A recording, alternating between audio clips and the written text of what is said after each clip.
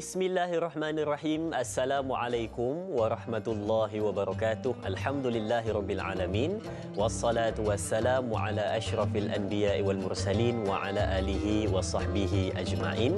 Allahumma salli ala sayyidina Muhammad wa ala ali sayyidina Muhammad.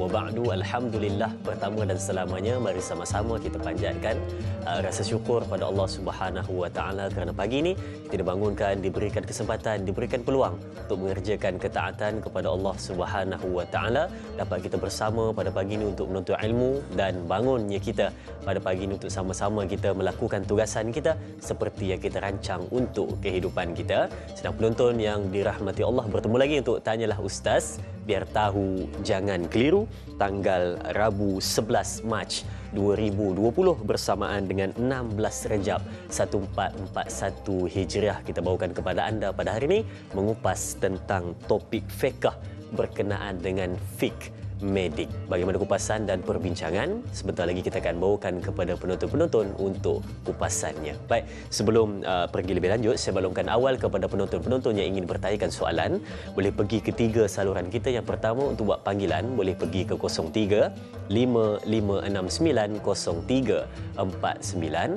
atau WhatsApp di talian 011123364480, ataupun nak terus pergi ke Facebook Tanyalah Ustaz. Di situ kita dibuat secara langsung.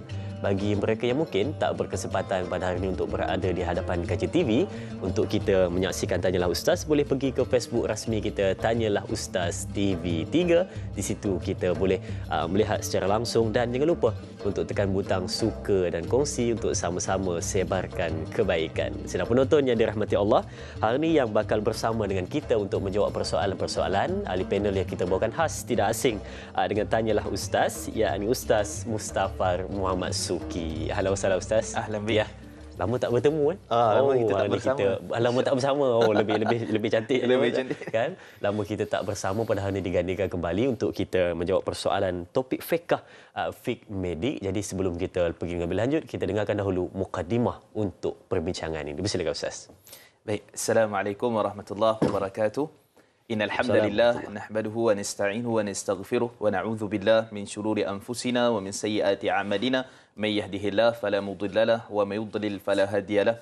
Asyhadu an la ilaha illallah wahdahu la syarika lahu wa asyhadu anna Muhammadan 'abduhu wa rasuluh. Allahumma shalli wa sallim ala sayyidina Muhammad wa ala alihi wa ashabihi wa man tabi'ahum bi ihsani ila yaumiddin. Amma ba'd. Yang muliakan pengemudi Tanyalah Ustaz pada pagi ini, Dai Azrin, kepada sidang penonton yang dirahmati Allah Subhanahu wa taala. Jadi alhamdulillah, syukur kepada Allah Subhanahu wa taala dibangkitkan sehari lagi untuk kita mengimarahkan bumi Allah Subhanahu wa taala. Mudah-mudahan hari ini daripada awalnya kita dah berpahala sehinggalah pengakhirnya, iaitulah ketika mana kita menutup mata yang dianggap sebagai mati yang kecil, sehinggalah kita mana kembali kepada Allah Subhanahu wa taala. Jadi alhamdulillah, topik perbincangan kita dia skopnya terlalu luas berkenaan dengan fiqh medik. Fiqh ni maksudnya fiqh hukum hakam lah. Medik ni kita lebih sebenarnya dia daripada perkataan English yang kita panggil sebagai medical dan sebagainya. Jadi medik itu lebih kepada perubatan. Jadi secara ringkasnya kita sebut hukum hakam atau fiqh yang berkaitan dengan perubatan. Dia tidak hanya terfokus kepada yang kita panggil sebagai perubatan perkhususan, ini perubatan Islam, yang ni tidak Islam, yang ni sunnah, yang ni tidak sunnah dan sebagainya. Sebenarnya secara asasnya kita sebut, sebab tu Al-Imam Syafi'i rahimahullah menyatakan bahawa la a'lamu ilman ba'dal halami wal harami anbala min at-tib. Kata beliau, tidaklah aku menyukai ataupun tidaklah ada ilmu yang lebih mulia selepas mana halal dan haram. Maksudnya ibadah, hukum hakam dan sebagainya, iaitulah selain daripada perubatan. Sebenarnya Imam Syafi'i itu sendiri, beliau lebih cenderung kepada ilmu berkaitan perubatan. Tapi akhirnya Allah Subhanahu wa taala mentakdirkan Imam Syafi'i dan menjadi imam mazhab. Sebenarnya beliau lebih cenderung kepada ilmu perubatan dan juga kedoktoran. Baik, jadi secara asasnya kita sebut hukum kita berubat ataupun hukum kita menggunakan apa-apa yang berkaitan dengan yang telah pun disediakan pada hari ini, sama ada melalui ruqyah syar'iyah, kita panggil doa-doa dan jampian daripada sunnah-sunnah Nabi SAW. Juga yang kedua kita panggil sebagai perubatan sains ataupun moden. Jadi sebenarnya secara asasnya Allah Subhanahu Wa Taala melalui lisan Nabi SAW dalam hadis yang diriwayatkan oleh Sayyidina Abu Hurairah radhiyallahu anhu, Nabi SAW bersabda, hadis ini sahih riwayat Imam Al-Bukhari, ma anzalallahu lahu da'a wa anzala lahu shifa. Allah Subhanahu Wa Taala tidaklah menurunkan suatu penyakit, melainkan Allah akan menurunkan bersamanya juga ubat. Kemudian juga dalam hadis yang lain, dalam hadis yang sahih juga, riwayat daripada Imam Ahmad daripada sahabat Sayyidina Anas bin Malik radhiyallahu anhu, Nabi SAW bersabda, innallaha haitsu khalaqad da' wa khalaqad dawa fatadawul. Yang bermaksud daripada Nabi SAW bersabda, sesungguhnya Allah telah menciptakan penyakit dan Allah juga telah pun menciptakan ubatnya, dan berubatlah kamu, kata Nabi SAW. Jadi majoriti para ulama, termasuklah pandangan dalam mazhab Imam Syafi'i, Imam Ahmad, Imam Malik dan sebagainya, menyatakan bahawa sunnah kita berubat. Jadi sunnah ni maksudnya buat tu dapat pahala lah kalau kita niat kerana Allah Subhanahu Wa Taala terhadap apa penyakit yang terkena kepada kita. Dan sering orang kadang-kadang bertelingkah berkenaan dengan isu perubatan Islam ataupun tidak. Yang ni dikategorikan ni perubatan Islam. Kalau jumpa doktor kan, kalau jumpa apa kita kata nurse dan ni tak Islam. Ini jadi sebenarnya mana satu yang Islam, mana satu tak Islam, ataupun sebenarnya kedua-duanya adakah Islam? Baik, di sini seperti mana kita sebut, pertama kita pergi kepada ruqyah syar'iyah, jampi-jampian menggunakan ayat Quran, hadis-hadis Nabi SAW, doa-doa dan sebagainya. Maka semua ini kita panggil sebagai perubatan Islam lah. Seperti mana dalam hadis yang sahih riwayat daripada Abu Sa'id Al-Khudri dan juga Sa'ad bin Abi Waqqas, ketika mana Nabi SAW ataupun sahabat, sekelompok sahabat pergi ke satu tempat dan mereka nak menginap di tempat tu, tapi dia punya kita kata apa, tok bating lah, ataupun ketua kampung dia tak bagi. Jadi sahabat pun beredar dan pada waktu tiba-tiba ketua kampung dia terkena sengat binatang berbisa. Jadi sahabat pun kata, oh boleh tapi dengan syarat, jampian itu mesti diberi upah dengan beberapa ekor kambing. Jadi sahabat pun jampi guna surah Fatihah saja. Akhirnya sembuh dan menunjuk bila mana dibawa balik kepada Nabi SAW, Nabi hanya ketawa, Nabi suka saja dengan tindakan itu, menunjukkan bahawa jampi-jampian itu merupakan salah satu daripada sunnah Nabi SAW. Dan dalam hadis riwayat daripada Sayyidina Aisyah radhiyallahu anha juga menunjukkan Nabi meruqyah diri sendiri. Sebelum kita tidur dan sebagainya, ada doa-doa tertentu, ada bacaan-bacaan tertentu yang kita boleh baca, dan dia merupakan sunnah Nabi SAW. Baik, itu sedia maklum. Adapun sebaliknya, kalau kita jumpa doktor kata awak ni sakit sekian-sekian, jadi ubatnya sekian-sekian, kita kata adakah itu tidak Islam? Ataupun dia perubatan moden ataupun perubatan konvensional, contohnya kan, adakah begitu? Sebenarnya tidak. Sebab di zaman Nabi SAW ada hadis yang jelas menunjukkan bahawa ada di kalangan mereka pada waktu itu dia dipanggil sebagai tabib. Ni kan sebab tu Piramli kata bila anak menangis tu kan, dalam cerita apa saya pun tak ingat. Agama Al-Bab ke apa. Hai, marilah kita berjumpa tabib kan. Tabib tu doktor lah. Doktor lah kan. Tapi dalam istilah tu nampaknya macam bomoh sebagainya, tapi sebenarnya doktor. Tabib tu adalah doktor. Baik. Jadi yang terkenal di zaman Nabi SAW itu namanya Haris bin Kaladah. Harith bin Kaladah ni para ulama, iaitulah ulama sirah, berbeza pandangan pendapat adakah beliau ni Islam ataupun tidak. Tetapi dalam hadis riwayat Abu Daud dan juga Imam Tirmizi, walaupun status hadis ini diperbincangkan oleh para ulama, namun ketika mana Sa'ad bin Abi Waqqas, sebahagian riwayat sebut Sa'ad bin Mu'az sakit, maka Nabi perintahkan, kamu ni kena berjumpa dengan Haris bin Kaladah, kerana beliau ni tahu tentang ramuan ubat-ubat tertentu. Maksudnya menggunakan sunnatullah, faktor sains dan alam semesta, maka dia boleh digunakan, dan seolah-olah kalau kita terjemahkan pada hari ini, kita boleh panggil sebagai perubatan sains lah. Jadi beliau pakar. Jadi menunjukkan hatta Sayyidatina Aisyah radhiyallahu anha juga pakar dalam perubatan. Dan pakar dalam perubatan itu bukan hanya sekadar kita kata sebagai jampi-jampian dan sebagainya, tapi membancu ubat. Ubat apa yang sesuai, ubat itu sesuai. Maka menunjukkan bahawa perubatan berkaitan dengan ruqyah syariah pun Islam, perubatan berkaitan dengan sains moden dan juga deal dengan alam semesta juga merupakan juga perubatan sunnah, perubatan daripada Islam. Itu kita kata kedua-duanya adalah merupakan kaedah yang diajarkan oleh Islam. Baik, kemudian secara ringkasnya, kita nak pergi kepada apa syarat-syarat berubat ni. Apa syarat-syarat berkaitan dengan fiqh ni yang itulah khusus kepada perubatan. Baik, yang pertama, kita meyakini bahawa segala yang kita lakukan sama ada dengan jampi-jampian, sama ada juga dengan perubatan moden melalui pembedahan dan sebagainya, semua itu adalah ikhtiar dan yang menyembuhkan semata-mata adalah Allah Subhanahu Wa Taala. Itu akidah yang perlu kita letak di dalam jiwa kita. Sebab tu dalam surah Asy-Syu'ara ayat ke-80, Nabi Ibrahim alaihissalam berdoa kepada Allah bila mana beliau sakit.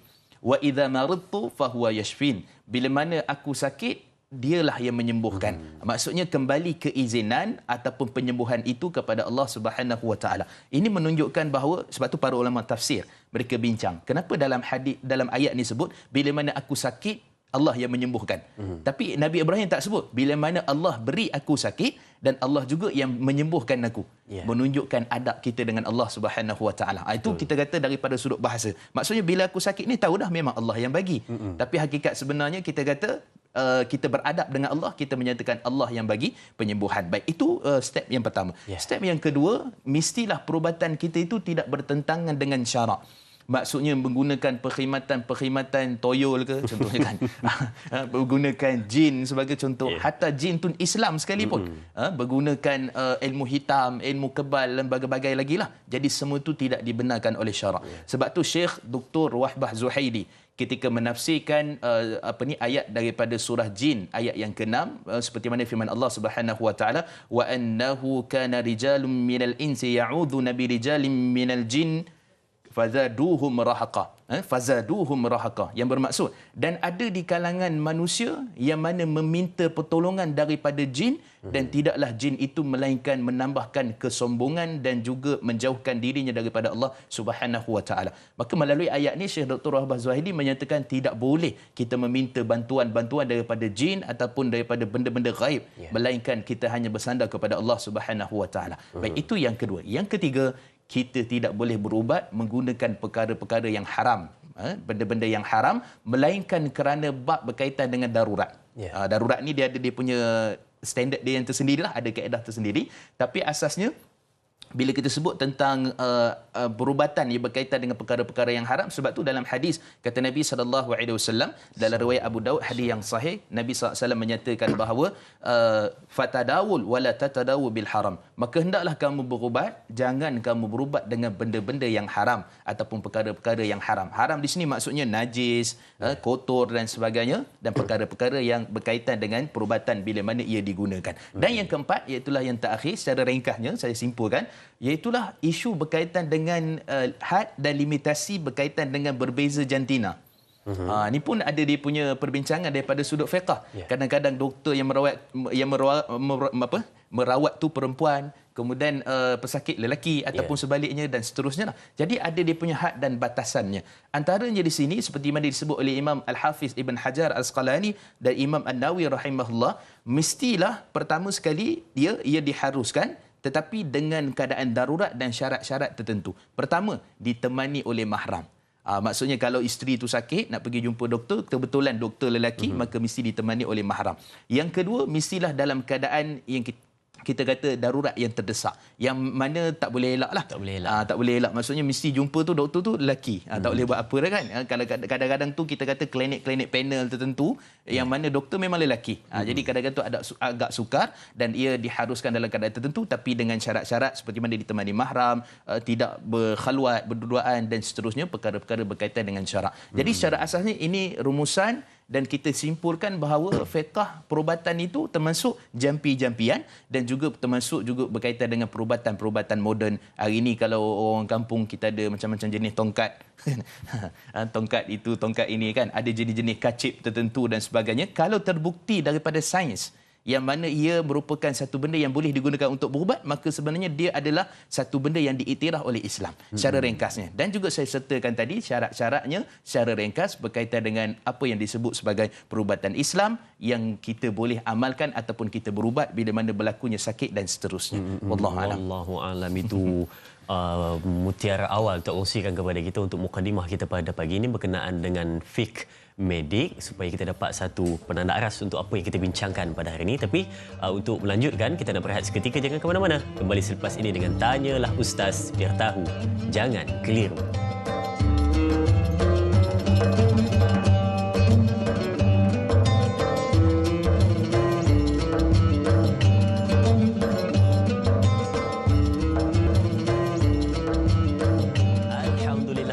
kembali bersama Tanyalah Ustaz pada pagi ini membincangkan fiqh medik. Kalau tadi kita dah berikan kepada anda mukadimah untuk kita memahami apakah yang dimaksudkan dengannya dan juga syarat-syarat untuk perubatan di dalam Islam. Baik sidang penonton yang dirahmati Allah, jangan lupa kita akan habis pada 8.30 dan selesai sahaja di TV3 kita akan sambung setengah jam di TV9 menonton sehingga ke penghujungnya untuk dapatkan pencerahan sebaik mungkin. Baik, kita nak ambil soalan pertama untuk hari ini di WhatsApp, di Facebook Tanyalah Ustaz TV3 dari sahabat Facebook kita Sairul Nizam. Apakah soalannya?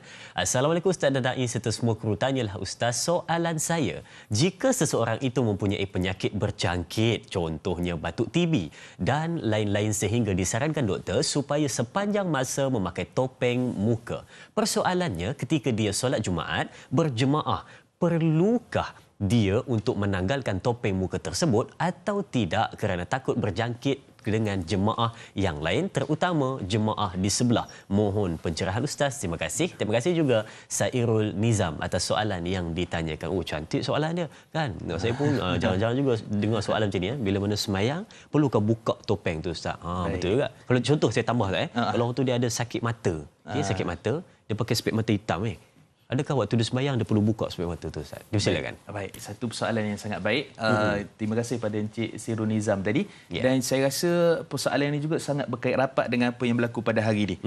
Contohnya kita kata ada orang yang sakit di kuarantin sebagai contoh pada penyakit-penyakit seperti mana COVID-19 dan seterusnya. Jadi bila mana pergi ke surau, pergi ke masjid, macam mana dengan solat Jumaat dan sebagainya. Baik, pertama sekali kita pergi kepada hukum solat itu sendiri.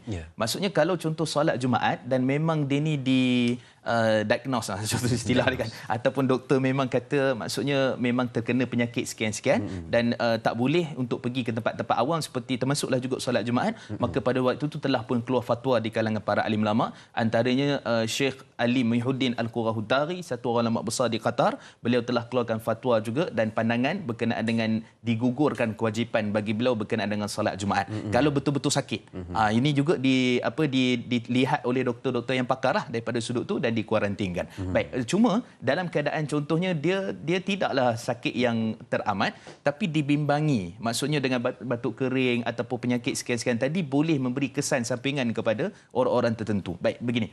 Dalam hadis yang diriwayatkan daripada Ibn Hibban, hadis yang hasan statusnya yang boleh dibuatkan hujah, naha Rasulullah sallallahu alaihi wasallam an tughtiya fah. Nabi sallallahu alaihi wasallam melarang daripada menutup mulutnya, iaitulah ketika mana dalam keadaan salat secara khususnya larangan menutup mulut. Cuma hadis ini diperbincangkan oleh para ulama, apakah maksud larangan Nabi sallallahu alaihi wasallam itu sendiri. Cuma di sini saya suka untuk mengambil beberapa pandangan, khususnya dalam pandangan mazhab Imam Syafi'i rahimahullah menyatakan bahawa hukum asal menutup mulut tanpa keperluan adalah makruh. Ketika mana kita mendirikan solat. Saya sebut tadi tanpa keperluan. Menunjukkan di sini jika di sana ada keperluan yang seperti mana penyakit ataupun apa yang disebutkan, lebih-lebih lagi yang boleh kita kata tersebar melalui titisan air dan sebagainya, maka merujuk kepada itu telah berfatwa salah seorang daripada para ulama, antaranya juga Al-Imam Nawawi rahimahullah dan juga Imam Mulla Ali Qari dalam kitab beliau Maraqil Fatah atau Mirqatul Fatih ataupun dalam beberapa kitab yang lain, menunjukkan bahawa harus hukumnya satu orang bila mana salat dia menutup mulut khususnya dengan mask dan sebagainya lah, ketika mana dalam keadaan dibimbangi takut tersebarnya sakit yang ada pada diri dia. Maksudnya di situ dia diharuskan di kalangan para ulama untuk melakukan perkara yang sedemikian. Begitu juga dengan pakai spek mata hitam tadi. Spek mata hitam ni kita kata daripada sudut asasnya dia bukan apa sangat. Isunya adalah dahi kita tu. Bila mana kita nak sujud tu kena, dan dalam keadaan yang demikian memang tak boleh nak elak, maka pada waktu tu ia diharuskan berdasarkan beberapa fatwa ataupun pandangan di kalangan para alim ulama berkenaan dengan isu ni. Maksudnya kalau benar-benar sakit tadi atas nasihat doktor, maka diharuskan untuk dia pakai topeng walaupun hukum asalnya makruh, tapi disebabkan ada perkara yang tak dapat dielakkan melalui penyebaran pesakit dan sebagainya, maka diharuskan. Wallahu a'lam. Wallahu a'lam. Jika tidak ada apa keperluan, maka hukumnya adalah makruh Ustaz. Tapi jika ada sebarang penyakit yang boleh menyebabkan merebak bila mana kita tak letak topeng itu, maka dibolehkan Ustaz untuk pakai dalam keadaan tersebut untuk mengelakkan daripada penyakit berjangkit ketika solat. Baik, sedang penonton, ada soalan di WhatsApp, tanyalah Ustaz, dari sahabat kita Kak La Mentakap Pahang. Assalamualaikum Ustaz dan Dai, apakah hukumnya menggunakan khidmat daula, betul saya sebut daula, peneman wanita ketika seseorang ibu untuk melahirkan zuriat? Mohon pencerahan Ustaz. Terima kasih. Terima kasih juga Kak La atas soalan yang ditanyakan, peneman ketika mana berada di dalam ruangan untuk melahirkan anak Ustaz. Bagaimana Ustaz? Peneman. Bismillah wassalatu wassalamu ala Rasulillah. Pertama kita kena bezakan yang menyambut kelahiran dan yang jadi peneman. Bila jadi peneman ni maksudnya ada doktor pakar lah. Ada orang, ada yang makna maksud bertauliah yang sebenar yang boleh untuk menyambut kelahiran itu. Jadi dia ada dua hukum berbeza. Kalau dia semata-mata, maka pada waktu tu majlis fatwa, khususnya antaranya fatwa mufti wilayah telah pun memfatwakan, maka hukumnya tidak dibenarkan melainkan ada doktor pakar. Maksudnya ada orang yang daripada klinik ataupun hospital yang mana itu kalau di rumah lah. Maksudnya menemani dan menyambut kelahiran yang sepatutnya. Cuma kalau daripada sudut asalnya hanya sekadar jadi peneman, maksudnya tolong bantu apa-apa yang sepatutnya bagi semangat dan seterusnya, maka hukum asalnya ia diharuskan. Ia diharuskan. Cuma kita kata daripada sudut ini telah pun kecoh satu negara dulu tentang isu berkaitan dengan perkara ini, tapi asalnya kita sebut fatwa telah dikeluarkan, maka siapa lagi kalau kita nak ikut melainkan dengan fatwa. Jadi fatwa telah pun dikeluarkan dan kita ikut kepada fatwa, maka hukum asalnya diberikan kepada mereka yang bertauliah ataupun yang memang pakar dalam bidang itu. Adapun sekadar peneman dia tidak menjadi satu masalah. Wallahualam. Ringkasnya. Kan, tapi kalau suaminya sendiri jadi peneman, itu tidak menjadi masalah. Saya mungkin orang lain selain daripada suami. Baik, itu yang menjadi permasalahannya. Ustaz dah jawab kepada kita sebentar tadi, maka dibolehkan bila mana ada pula yang betul-betul pakar di dalamnya. Baik, ada soalan yang seterusnya di WhatsApp, tanyalah Ustaz juga, dari sahabat kita Anissa Maisa. Soalannya, Assalamualaikum, apakah hukumnya seorang isteri mengambil pil perancang atau cara-cara lain untuk menjarakkan kelahiran kerana tidak mahu melahirkan setiap tahun? Adakah berdosa berancang kehamilan atas sebab takut tak mampu dari segi kewangan? Mohon pencerahan Ustaz. Terima kasih. Terima kasih juga Puan Anissa atas soalan yang ditanyakan. Baik, bagaimana Ustaz untuk situasi ini Ustaz? Silakan. Baik, bismillah wassalatu wassalamu ala Rasulillah. Terima kasih kepada Puan Anissa yang bertanya pada soalan melalui WhatsApp. Dan pertama sekali kita sebut perkara ni ada perbezaan pendapat di kalangan para ulama, perkara yang dikhilafkan. Ada sebahagian menyatakan bahawa ia tidak dibenarkan. Tidak dibenarkan di sini maksudnya ia dilaranglah kerana asalnya kita tahu rezeki itu daripada Allah Subhanahu Wa Taala dan setiap orang telah pun disediakan rezeki je. Hatta anak yang baru lahir pun telah pun ada rezeki yang Allah telah uruskan untuk dia. Sebab tu berdasarkan firman Allah Subhanahu Wa Taala, wala taqtulu auladakum min imlaq, yang bermaksud dan janganlah kamu membunuh anak-anak kamu disebabkan rasa khawatir, disebabkan rezeki dan sebagainya, kerana Allah Subhanahu Wa Taala yang mengurniakan rezeki kepada kamu. Membunuh di sini dalam erti kata pada pendapat yang pertama menyatakan maksudnya yang merancang tadilah, ataupun kita kata menjarakkan ataupun sebagainya, perkara yang berkaitan. Cuma di sini saya suka untuk mengemukakan pula pandangan yang kedua, yang mana pandangan kedua ini menyatakan bahawa ia diharuskan dengan syarat tidak khawatir berkaitan dengan rezeki ataupun tidak khawatir berkaitan dengan apa yang akan berlaku kepada anak yang bakal lahir nanti. Maksudnya semua ni diserahkan kepada Allah, dan pada waktu itu juga dia ada dua keadaan. Pertama, dia tak boleh bersifat kekal. Maksudnya ikat ataupun apa-apalah supaya akhir sekali sampai ke meninggal dunia sekalipun tidak akan mengandung lagi. Yang tu diharamkan oleh syarak. Adapun bersifat sementara seperti mana menggunakan perancang, menggunakan berkaitan dengan kita kata apa cara-cara tertentu, seperti mana juga dipanggil sebagai inzal. Inzal ni maksudnya adalah mengeluarkan air mani di luar kemaluan isteri. Dalam istilahnya, sebab tu ada athar daripada riwayat Ibn Abbas radhiyallahu anhu menyatakan bahawa kunna na'tazil ala ahdi Rasulullah sallallahu alaihi wasallam ila akhir, menyatakan kami dulu pernah melakukan inzal. Inzal ni seolah-olah macam nak melakukan perancangan lah tadi tu. Maksudnya ada kita kata kita menjarakkan dan sebagainya, dan itu merupakan salah satu hujah di kalangan para ulama membenarkan untuk ia dilakukan. Di sini maksudnya kalaulah dia tidak bersifat kekal dan juga daripada sudut mengambil ubat-ubatan tertentu, dan yang penting dengan nasihat doktor pakar. So doktor lebih tahulah kandung dalam keadaan mungkin sesuai ataupun tidak dan seterusnya. Maka kalau itu keputusan doktor yang pakar yang dipercayai, maka ia boleh dilakukan dengan syarat kita tak boleh mengingkari rezeki yang datang daripada Allah Subhanahu Wa Taala. Maksudnya masih ada ruang untuk kita menjarakkan ataupun untuk kita kata daripada sudut kesihatan dan sebagainya, maka tidak ragu, tidak syak lagi. Dan ini juga Majlis Fatwa Kebangsaan dan juga fatwa di Mufti Wilayah juga menunjukkan bahawa ia diharuskan untuk menjarakkan kehamilan untuk merancang keluarga, tapi dengan syarat-syarat seperti mana yang kita sebutkan tadi. Wallahu a'lam. Wallahu a'lam, dibolehkan tapi mungkin ada syarat-syarat yang tertentu patut dipatuhi. Dan ingat, satu daripada pesanan dan juga saranan dari yang pakar dalam bidang tersebut. Baik, kita ada pemanggil di talian. Assalamualaikum.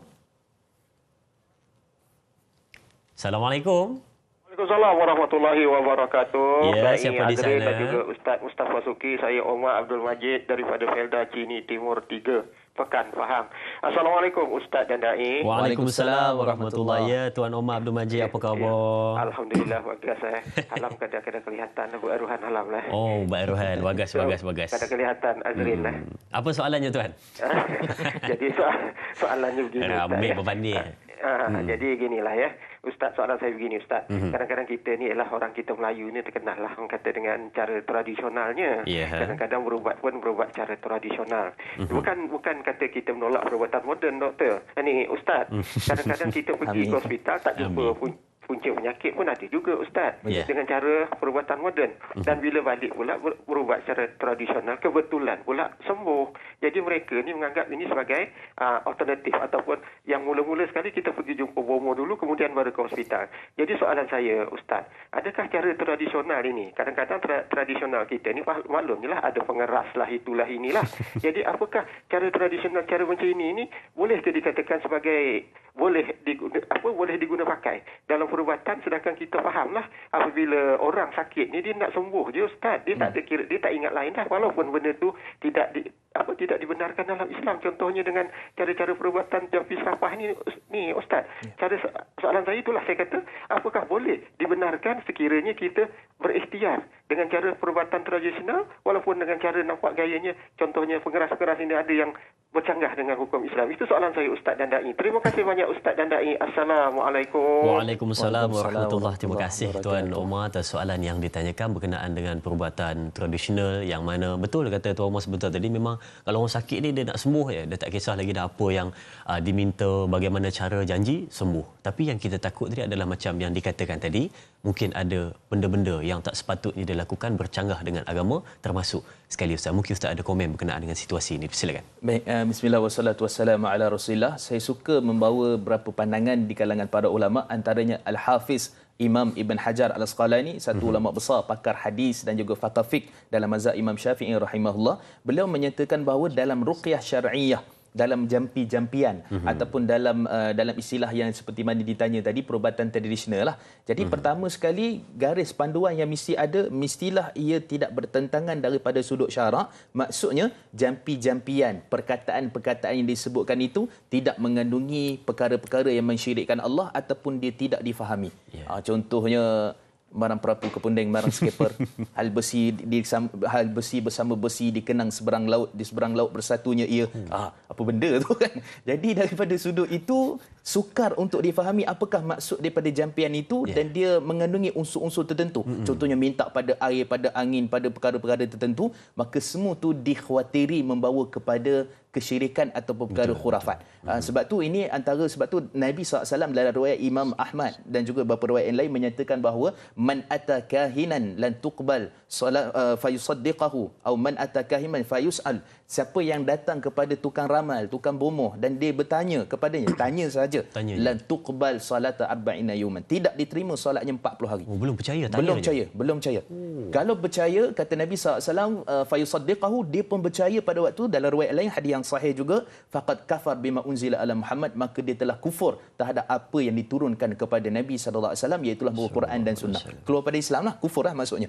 Menunjukkan bahawa ketegasan syarak untuk keadaan kita sakit ataupun kita contohnya kehilangan barang ataupun apa tertentu, kita berjumpa dengan tukang ramal, tukang bomoh dan sebagainya, maka itu merujuk kepada satu benda yang diharamkan oleh syarak. Walaupun kita tahu musibah yang menimpa manusia memang betul, manusia nak sembuh, nak cepat, dia nak kembali kepada asal, tapi cara itu tidak diizinkan oleh syarak. Maka sebab tu al-ghayah la tubarrir wasilah, matlamat tidak akan sekali-kali menghalalkan cara, maka kita kena hati-hati. Cuma kalaulah orang yang disebut tu dia bacanya daripada Quran, daripada hadis, daripada doa-doa Nabi, difahami ayat kursi dan sebagainya, maka itu tidak menjadi masalah. Itu yang dipanggil ruqyah syar'iyah, yang dibenarkan oleh syarak. Hatta mungkin dia tak pakai songkok pun, kan? Tapi kita bimbang juga, nanti memang pakai seluar pendek, tapi dia punya jampi semua, lain macam ni, kata, faham tu, faham. Tapi kita tengok juga keadaan syariat orang tu. Maksudnya pengamalan dia dan sebagainya juga perlu diperhatikan daripada sudut kita nak berubat. Cuma asalnya kita sebut, ya betul, mesti disinergikan, digabungkan antara perubatan tradisional ataupun dalam istilah kita ruqyah syariah ataupun herba-herba tertentu yang memang diiktiraf oleh sains dan sebagainya, juga berkaitan dengan jampi-jampian tadi kita kena sinergikan. Sebab tu kadang-kadang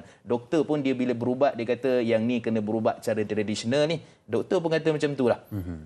Kemudian juga ada setengah-setengah yang perawat-perawat tertentu ni yang lebih fokus kepada ruqyah syariah, dia kata yang ni cerita lain ni, mungkin appendix ni kot, yang ni kena jumpa doktor ni. Jadi kalau dua-dua ni seragam, maksudnya saling memberikan kepakaran antara satu sama lain, dia adalah satu benda yang sangat diperlukan dalam Islam. Tapi kalau masing-masing kata sikit-sikit scan, tengok je, oh ni jin ni, kadang-kadang jin pun marah. Kenapa jin marah? Dia tak terbabit dalam perkara tu. Apa aku pula? Apa aku pula, dia kata contohnya kan. Habis tu siapa yang masalah? Sebenarnya dia ni sakit sebab makan lada terlalu banyak, kena appendix contohnya kan. Ataupun dia punya usus pecah contohnya. Jadi tak ada kaitan dengan jin. Maka kita kena mengiktiraf kedua-dua kepakaran yang ada, sama ada daripada sudut Islam ataupun daripada sudut perubatan sains, kerana dua-dua itu daripada sunnah ataupun cara berubat yang dianjurkan oleh Islam daripada Quran dan juga sunnah-sunnah Nabi SAW. Jadi asalnya kerjasama. Maksudnya yang ni mengiktiraf yang ni kepakaran sains juga mengiktiraf kepakaran berkaitan dengan benda-benda gaib, jin, ain, saka dan seterusnya, isu-isu yang kita namakanlah apa-apa saja yang berkaitan dengan pesakit-pesakit ataupun sakit yang ada. Wallahu a'lam. Wallahu a'lam. Padu jawapannya Ustaz berikan kepada kita pencerahan yang terperinci untuk kita fahami apa yang dimaksudkan tadi. Matlamat tidak menghalalkan cara, Ustaz ya. Baik, kita nak berehat seketika, jangan ke mana-mana. Kembali selepas ini bersama Tanyalah Ustaz, biar tahu jangan keliru.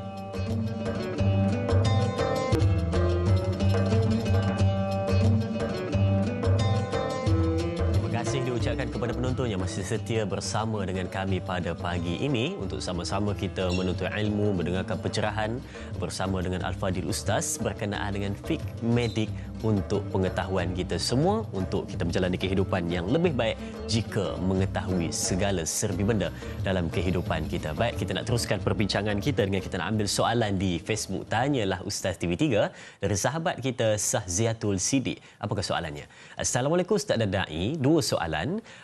Yang pertama, bagaimana hukum segelintir ibu bapa yang tidak memvaksinkan anak mereka dan mereka memberi alasan mengamalkan pemakanan sunnah buat anak mereka sahaja? Soalan kedua, apakah hukumnya menurut perspektif Islam atas perubatan mercy killing, menamatkan nyawa seseorang pesakit yang koma dan tidak diselamatkan lagi, tidak dapat diselamatkan lagi, mungkin ayat begitu. Adakah dibenarkan dalam Islam? Mohon pencerahan Ustaz yang dihormati. Terima kasih. Terima kasih juga Puan Sahziatul Sidik atas soalan yang ditanyakan. Dua soalan Ustaz. Yang pertama berkenaan dengan vaksin, yang kedua berkenaan dengan mercy killing. Dipersilakan. Baik, bismillah wassalatu wassalamu ala Rasulillah. Terima kasih kepada puan yang bertanya dua soalan. Ya. Jadi kalau saya terlupa soalan kedua nanti kena ingatkan balik. Ingatkan. Okey. Yang pertama tadi isu berkaitan dengan vaksin. Okey, vaksin ni ataupun imunisasi ni dia merupakan sebenarnya pencegahan. Jadi pencegahan dalam Islam ini adakah satu benda yang dibenarkan oleh syarak ataupun sebenarnya bila dah kena penyakit baru pergi berubat? Ataupun sebenarnya prevention is better than cure tu, adakah itu adalah benda yang diutamakan dalam Islam ataupun bagaimana? Baik, asalnya kita sebut tidak menjadi masalah untuk kita mencegah daripada merawat. Jadi dalam Islam pun di kalangan fatwa, di kalangan para ulama dan sebagainya mengharuskan untuk kita mencegah daripada kita merawat. Dan fatwa telah keluar sama ada peringkat kebangsaan, sama ada peringkat wilayah ataupun peringkat Selangor dan sebagainya. Fatwa telah dikeluarkan, maksudnya diharuskan. Sebahagian fatwa di Timur Tengah dan sebagainya mewajibkan untuk mengambil vaksin disebabkan dibimbangi takut daripada bab-bab penyakit-penyakit tertentu ketika mana masih kecil dan dibimbangi daripada sudut asalnya berlakunya kita cacat dan seterusnya pada perkara berkaitan. Jadi menunjukkan bahawa vaksin itu kita kata dia bukan pilihan, Dia bukan boleh tak boleh ambil, tapi dia kena ambil. Dia atas nasihat doktor pakar, dan mudah-mudahan kita bertawakal dengan sebab apa? Ikhtiar, dan juga daripada sudut yang lain juga adalah kita kata sebagai ikhtiar ataupun kita kata wasilah untuk membendung kepada penyakit yang merebak dan seterusnya. Dan disebutkan tadi makan makanan sunnah. Ya, makan makanan sunnah. Apa sebenarnya makanan sunnah ini? Adakah makanan sunnah itu adalah kurma, habatus sauda, madu, ataupun sebenarnya ulang pegaga, ataupun tongkat ali, ataupun bayam Brazil, ataupun sebenarnya apa? Jadi apakah sebenarnya makanan sunnah itu? Ramai di kalangan masyarakat kita menyatakan makanan sunnah itu apa yang ada dalam hadis-hadis Nabi sallallahu alaihi wasallam dalam Quran yang menunjukkan bahawa dia merupakan ada khasiat-khasiat tertentu dan sebagainya. Tak dinafikan ia daripada satu sudut betul.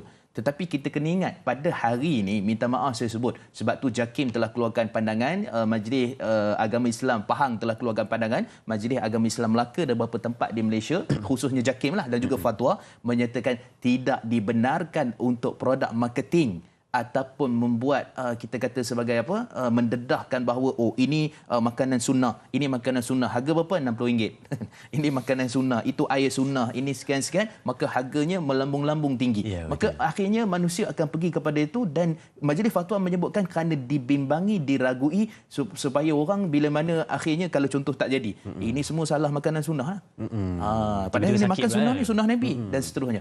Dan tambahan pula hari ini di pasaran macam-macam jenis suplemen, perubatan moden yang dicampur itu ini dan sebagainya, maka kita bimbang khawatir akhirnya akan bagi tohmah kepada Islam. Sebab tu saya sebutkan tadi majlis fatwa dan sebagainya telah bersidang menyatakan apa sebenarnya maksud makanan sunnah. Dan sebahagian para ulama antara Al-Hafiz Al-Imam Ibn Qayyim rahimahullah dalam beberapa kitab beliau menyatakan kita kena faham mana wasilah, mana tujuan. Kalau semua wasilah itu digunakan dan cara yang halal yang baik, maka asalnya tujuan berubat tu gunalah apa saja. Kalau kata contoh, ternyata pada pegaga ni ada khasiat-khasiat tertentu. Kita pun makan pegaga contohnya. Bukan makan kurma, makan pegaga kan. Jadi adakah ia salah satu benda tak menepati sunnah? Bukan saya sebut, bukan para ulama sebut makan pegaga itu sunnah. Tapi sunnah dia kita nak berubat tu. Sunnah kita mencari tujuan asal itu. Maka hukumnya kita kata termasuk dalam apa saja jenis perubatan yang mana kita boleh gunakan sesuai untuk anak kita dengan nasihat doktor dan sebagainya. Maka semua termasuk dalam apa yang dipanggil sebagai sunnah Nabi sallallahu alaihi wasallam. Baik. Soalan yang kedua. Sebelum kita ambil soalan yang kedua tu, Ustaz, terima kasih untuk jawapan berkenaan dengan baksin sebentar tadi. Tapi sebelum kita masuk untuk soalan berkenaan dengan mercy killing tadi, kita nak ambil dulu pemanggil di talian. Assalamualaikum. Waalaikumsalam warahmatullahi wabarakatuh. Ustaz Naid dan kru tanya Ustaz CB39 Haji Tukinan Haji Muhammad Saleh daripada Sekolah Johor. Apa khabar Haji? Bagaimana Haji? Alhamdulillah sehat. Saya mudah-mudahan Ustaz dan Dai keadaan sehat dirahmati oleh Allah. Amin. Alhamdulillah. Persoalannya Ustaz, saya nak tanya Ustaz. Ini zaman dulu-dululah Ustaz, zaman saya muda-muda dulu. Saya nak tanya Ustaz, barang yang kita maknanya tak boleh makan lah. Bukan haram tapi mungkin tak boleh dimakan. Contohnya Ustaz, saya berubat dululah di kampung. Ada satu penyakit semput Ustaz. Bila dia pakai si kata perawat ni, awak kena makan contohnya kata hijau lah, kata kecil yang hijau tu Ustaz.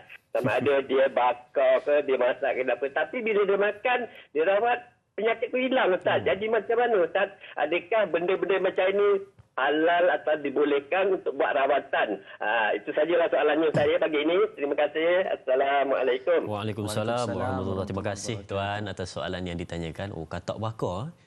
Dia ada penyakit semput bila mana petua kata makan katak bakar. Air asam dia tak sebut tadi kan katak bakar. Jadi cicak sekali Zat Seram juga tu bila dengar first time juga kali pertama saya dengar tadi berkenaan dengannya itu, tapi mungkin Ustaz ada pencerahan berkenaan dengan itu berubat, tapi macam balik pada kita sebut tadi tak kena dengan cara Ustaz. Dipersilakan. Okey, bismillah wassalatu wassalamu ala Rasulillah.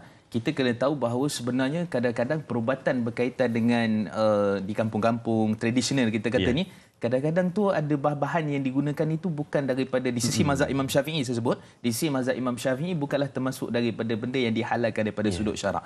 Cuma kita kata tadi melalui ni istilah kita panggil dipanggil tajrubah.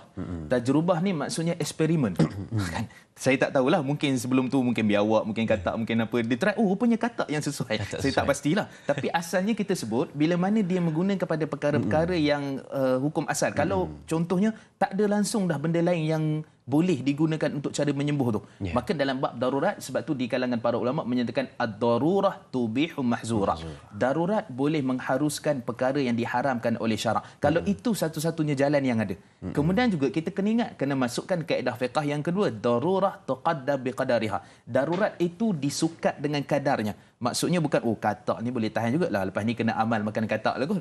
Tapi hanya sekadar berubat tu saja. Waktu itu saja. Itu kita kata daripada sudut perbincangan di kalangan para fuqaha tentang isu-isu yang berkaitan dengan perkara ini. Bahkan ada hadis yang larangan membunuh katak dan sebagainya. Cuma kita sebut daripada sudut asalnya, dia adalah satu benda yang tidak termasuk dalam satu benda yang diiktiraf dalam mazhab Syafi'i lah. Tapi dalam mazhab lain itu cerita lain. Ini kita sebut daripada sudut pandangan dalam mazhab Imam Syafi'i rahimahullah. Jadinya kalaulah isu itu hanya itu satu penyembuh, maka ia diharuskan oleh syarak. Tapi kalau ada alternatif lain, maksudnya mungkin kita berjumpa dengan pakarnya, mungkin doktor dan sebagainya, ubat-ubat yang lebih ringan mudaratnya ataupun lebih tak termasuk syubhat ataupun haram, maka itu lebih aula, lebih utama untuk diambil. Demikianlah juga fatwa di kalangan para ulama. Wallahu a'lam. Itu ya yang untuk pencerahan berkenaan dengan tadi itu. Kadang-kadang ada juga petu-petu yang kita jarang dengar dan bila dia buat jadi sembuh tapi menyeramkan. Macam orang dulu-dulu pun ada pakai lipan, lipan berbanyak kaki tu kan. Dia bakar untuk sembuh juga penyakit semput dan juga batuk. Baik, kita ambil soalan yang kedua tadi di Facebook, tanyalah Ustaz, dari Sahziatul Sidik yang bertanyakan berkenaan dengan apakah hukum menurut perspektif Islam atas perbuatan mercy killing, Ustaz, menamatkan nyawa seseorang pesakit yang koma dan tidak dapat diselamatkan lagi, Ustaz. Jadi bagaimana berkenaan dengan mercy killing ni, Ustaz? Silakan. Okey, bismillah wassalatu wassalamu ala Rasulillah. Saya ingat dia kena ada pembetulan sikit daripada sudut istilah. Dia ada dua perkara. Satu yang dipanggil mercy killing, satu lagi dipanggil sebagai brain death. Brain death ni maksudnya mati otak. Mati otak ni cerita lain, mercy killing ni adalah cerita lain. Mercy killing ni maksudnya dalam istilah kita, dia pesakit tu maksudnya kita nampak terlalu terseksa ataupun terlalu sakit dan terlalu nazak dan kita nak percepatkan kematian dia. Maksudnya mungkin kita tak masukkan ubat-ubatan, dia ada fases dan aktif, dia ada kaedah-kaedah daripada sudut perubatan ataupun daripada sudut kita tak bagi dah contohnya ubat apa-apa ataupun tak ada suntikan ataupun kita cabut mungkin pernafasan. Maksudnya untuk mempercepatkan kematian dia. Maksudnya mercy killing ni mati rahmat. Mati rahmat ni bukan cara kita pergi bunuh dia secara kasar, tapi maksudnya secara ringan ataupun secara tak sengaja lah maksudnya, ataupun secara yang konon-kononnya dibenarkan oleh syarak. Baik, hukumnya daripada sudut fatwa dan pandangan para ulama, pertama fatwa Selangor mengharamkan.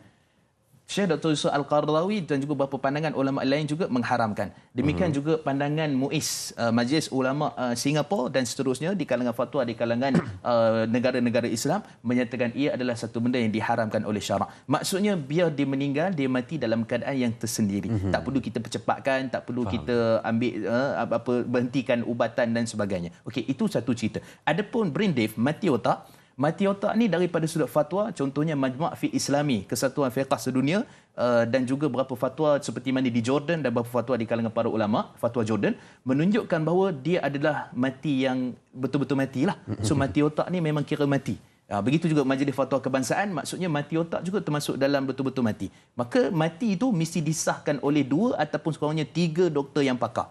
So maksudnya ini memang dah tak boleh nak selamatkan dan sebagainya, memang diiktiraf sebagai mati, maka waktu itu bolehlah cabut alat pernafasan dan sebagainya, dan itu fatwa di kalangan para ulama. Maksudnya kalau betul-betul dia mati otak, disahkan oleh doktor yang pakar, maka ia diharuskan untuk cabut alat-alat dan dikira innalillahi wa inna ilaihi raji'un. Wallahu a'lam. Wallahu a'lam. So kena beza tu mercy killing dengan mati otak. Yang kedua tadi brain death tadi mati otak. Jadi mungkin bila dikaitkan juga dengan mercy killing tadi, mungkin ada beberapa syarat yang perlu ada untuk bila dibolehkan untuk mercy killing, mungkin ada beberapa syarat untuk menentukan boleh atau tidak. Okey, kalau mercy killing tadi kita kata fatwa apa keadaan sekalipun tidak mengharuskan. Dia tak boleh untuk kita percepatkan kematian dia, cabut apa semua tu, sebab dia ni kemungkinan besar dia ada ruang dan juga daripada sudut asalnya biar dia meninggal dunia dalam keadaan seperti mana yang dikehendaki oleh syarak. Adapun kalaulah setuju tentang mati otak tadi, syarat-syaratnya ada doktor pakar yang diiktiraf, contohnya 2 ataupun 3. Yang kedua memang daripada sudut ilmu doktor itu sendiri, Sebab doktor dia tidak boleh mendahului malaikat maut. Itu kena jelas juga tu.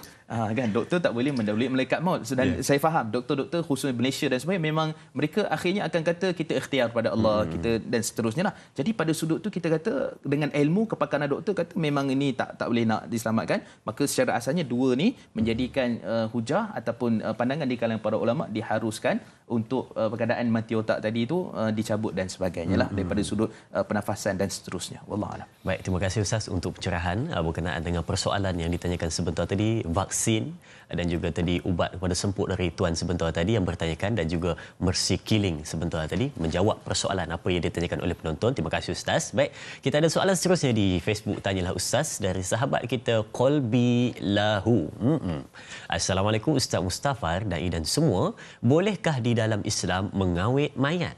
Dan soalan kedua, bolehkah di dalam Islam bahagian medik merawat pihak lawan ketika peperangan? Contoh seperti yang terjadi di Perang Dunia Kedua. Mohon pencerahan Ustaz. Terima kasih. Terima kasih juga Kolbi atas soalan yang ditanyakan. Dua soalan Ustaz. Yang pertama mengawet mayat, dan yang kedua kita fahami soalannya adalah boleh tak pihak lawan merawat pihak lawan? Silakan.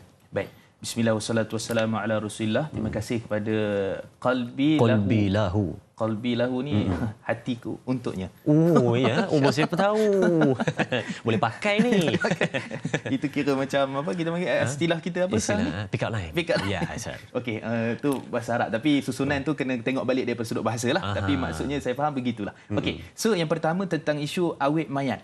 Awet mayat ni sebab tu Allah sebut dalam Quran, walaqad karramna bani Adam wa hamalnahu fil barri wal bahr. Dan sesungguhnya telahlah kami muliakan anak Adam itu, iaitu mulia di sini kata sebahagian para ulama tafsir menyatakan mulia tu maksud tubuh badannya dan semua-semualah apa-apa anggota badan, rambut dan sebagainya. Sebab tu dalam istilah fiqh pun kalau contoh rambut ni sebaiknya ditanam dan berbagai-bagai lagi lah daripada sudut syarak, dan juga begitu daripada kita kata apa kuku dan seterusnya. Tapi tak ada dalam hadis kuku kena tanam, rambut kena tanam, cuma asalnya kita sebut dari sudut fiqhnya.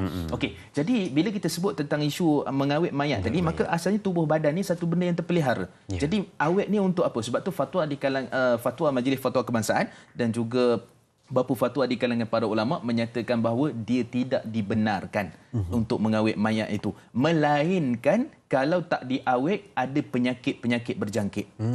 Maksudnya mungkin melalui cairan mata dan sebagainya, sentuhan, mungkin juga melalui bawaan angin dan sebagainya, maka boleh memberi kesan kepada orang yang menziarahi pesakit, menziarahi apa?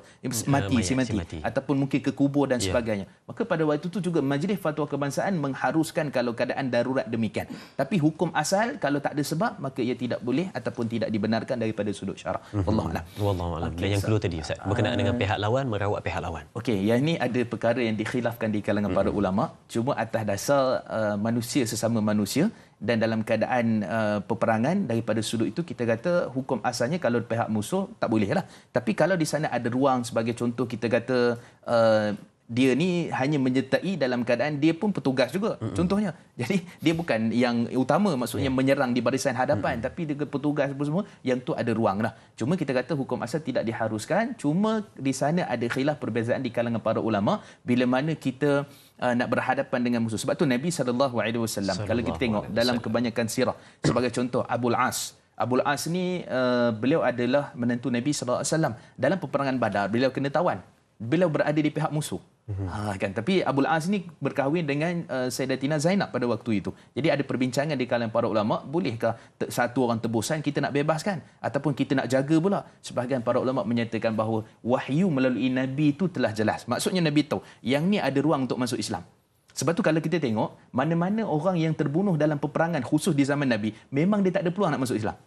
Memang dia takkan masuk Islam. Sebab tu dia terbunuh. Abu Jahal, Abu Lahab, and the gang dan sebagainya kan. Jadi menunjukkan bahawa memang tak ada ruang untuk masuk Islam, maka akhirnya Allah tamatkan riwayat mereka. Tapi kalau contohnya Nabi SAW biarkan mereka, Nabi kata jangan bunuh, sekian-sekian, maka sebenarnya mereka ada ruang dan peluang untuk masuk Islam. Hatta sehingga Nabi SAW hampir hendak wafat pun ada di kalangan sahabat yang masuk Islam dan seterusnya. Jadi menunjukkan bahawa daripada sirah perbincangan di kalangan para ulama, lihat kepada keadaan orang itulah. Tapi kalau dia daripada sudut asal memang dia penyerang utama dan sebagainya, maka pada waktu tidak perlulah. Tapi kalau dia sekadar bantuan, kita tengok dia ni pun macam sebenarnya dia okey kan daripada sudut asal ada ruang lah kan. Jadi ada isu perbincangan di kalangan para ulama berkenaan dengan perkara itu. Wallahu a'lam. Baik, wallahu a'lam. Terima kasih Ustaz berkenaan dengan soalan yang ditanyakan sebentar tadi. Yang pertama tadi disebutkan tentang bagaimana mengawet mayat, dan yang kedua pihak lawan merawat pihak lawan itu pencerahan diberikan kepada kita. Baik, kita ada pemanggil di talian. Assalamualaikum. Waalaikumsalam. Ya, siapa di sana? Abdullah Osman daripada Seremban. Abdullah Osman dari Seremban. Ya, tuan, apa soalannya tuan? Macam ni Ustaz.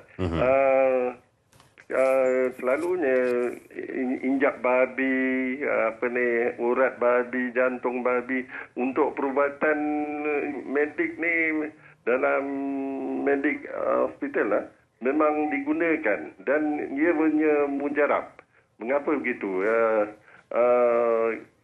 Tidakkah ia haram pada orang Islam, dan apa pandangan Ustaz tentang perkara ini? Terima kasih.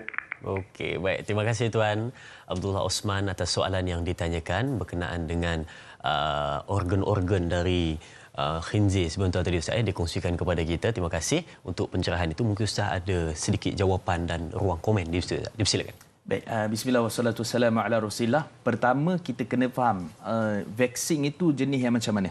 So ada jenis vaksin ni sebagai contoh pernah kecoh di negara kita dulu isu berkenaan dengan vaksin orang nak pergi haji. So nak pergi haji tu ada yang diwawarkan kata melalui ada khinzir ataupun istilah Melayu kita babi dan seterusnya kan. Jadi adakah dia daripada sudut asalnya diharamkan ataupun bagaimana? Begini, Majlis Fatwa Kebangsaan telah pun bersidang dan bincang isu ni. Ada perkara tertentu yang mana kalau vaksin itu berasal daripada ekstrak daripada tumbuh-tumbuhan ataupun daripada bahan-bahan haiwan yang boleh dimakan yang harus daripada sudut syarak, maka tak dinafikan ia adalah harus.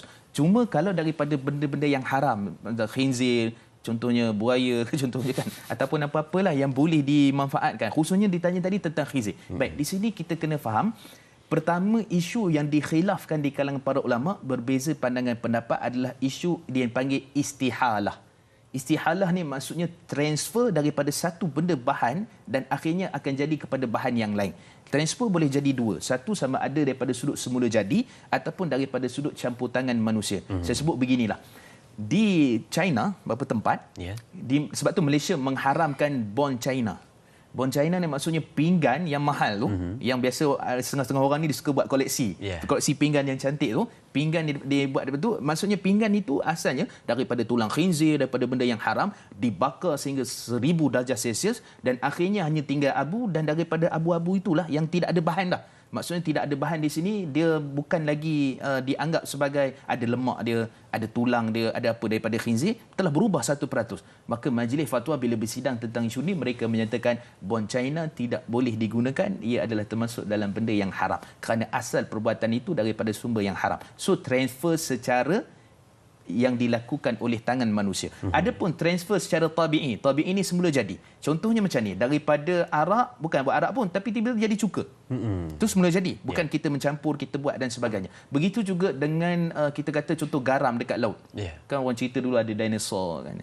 Ada macam-macam kan. Jadi bila mati dekat laut tu, adakah mati kat laut tu dinosaur tu ada kat situ sekali? Katalah contoh macam apa haiwan apa semua ada, akhirnya yang kita dapat tu bukan daripada tulang haiwan apa, garam. So dia transfer istihalah secara semula jadi daripada sudut syarak, diterima oleh syarak dan dia tak termasuk daripada perkara yang diharam. Cuma dalam mazhab Imam Syafi'i rahimahullah, bila istihalah berlaku secara campur tangan manusia, so saya nak tuju contoh tadi daripada injak, daripada khinzir tadi, tapi setelah melalui proses dan sebagainya, akhirnya jadi satu bahan yang neutral.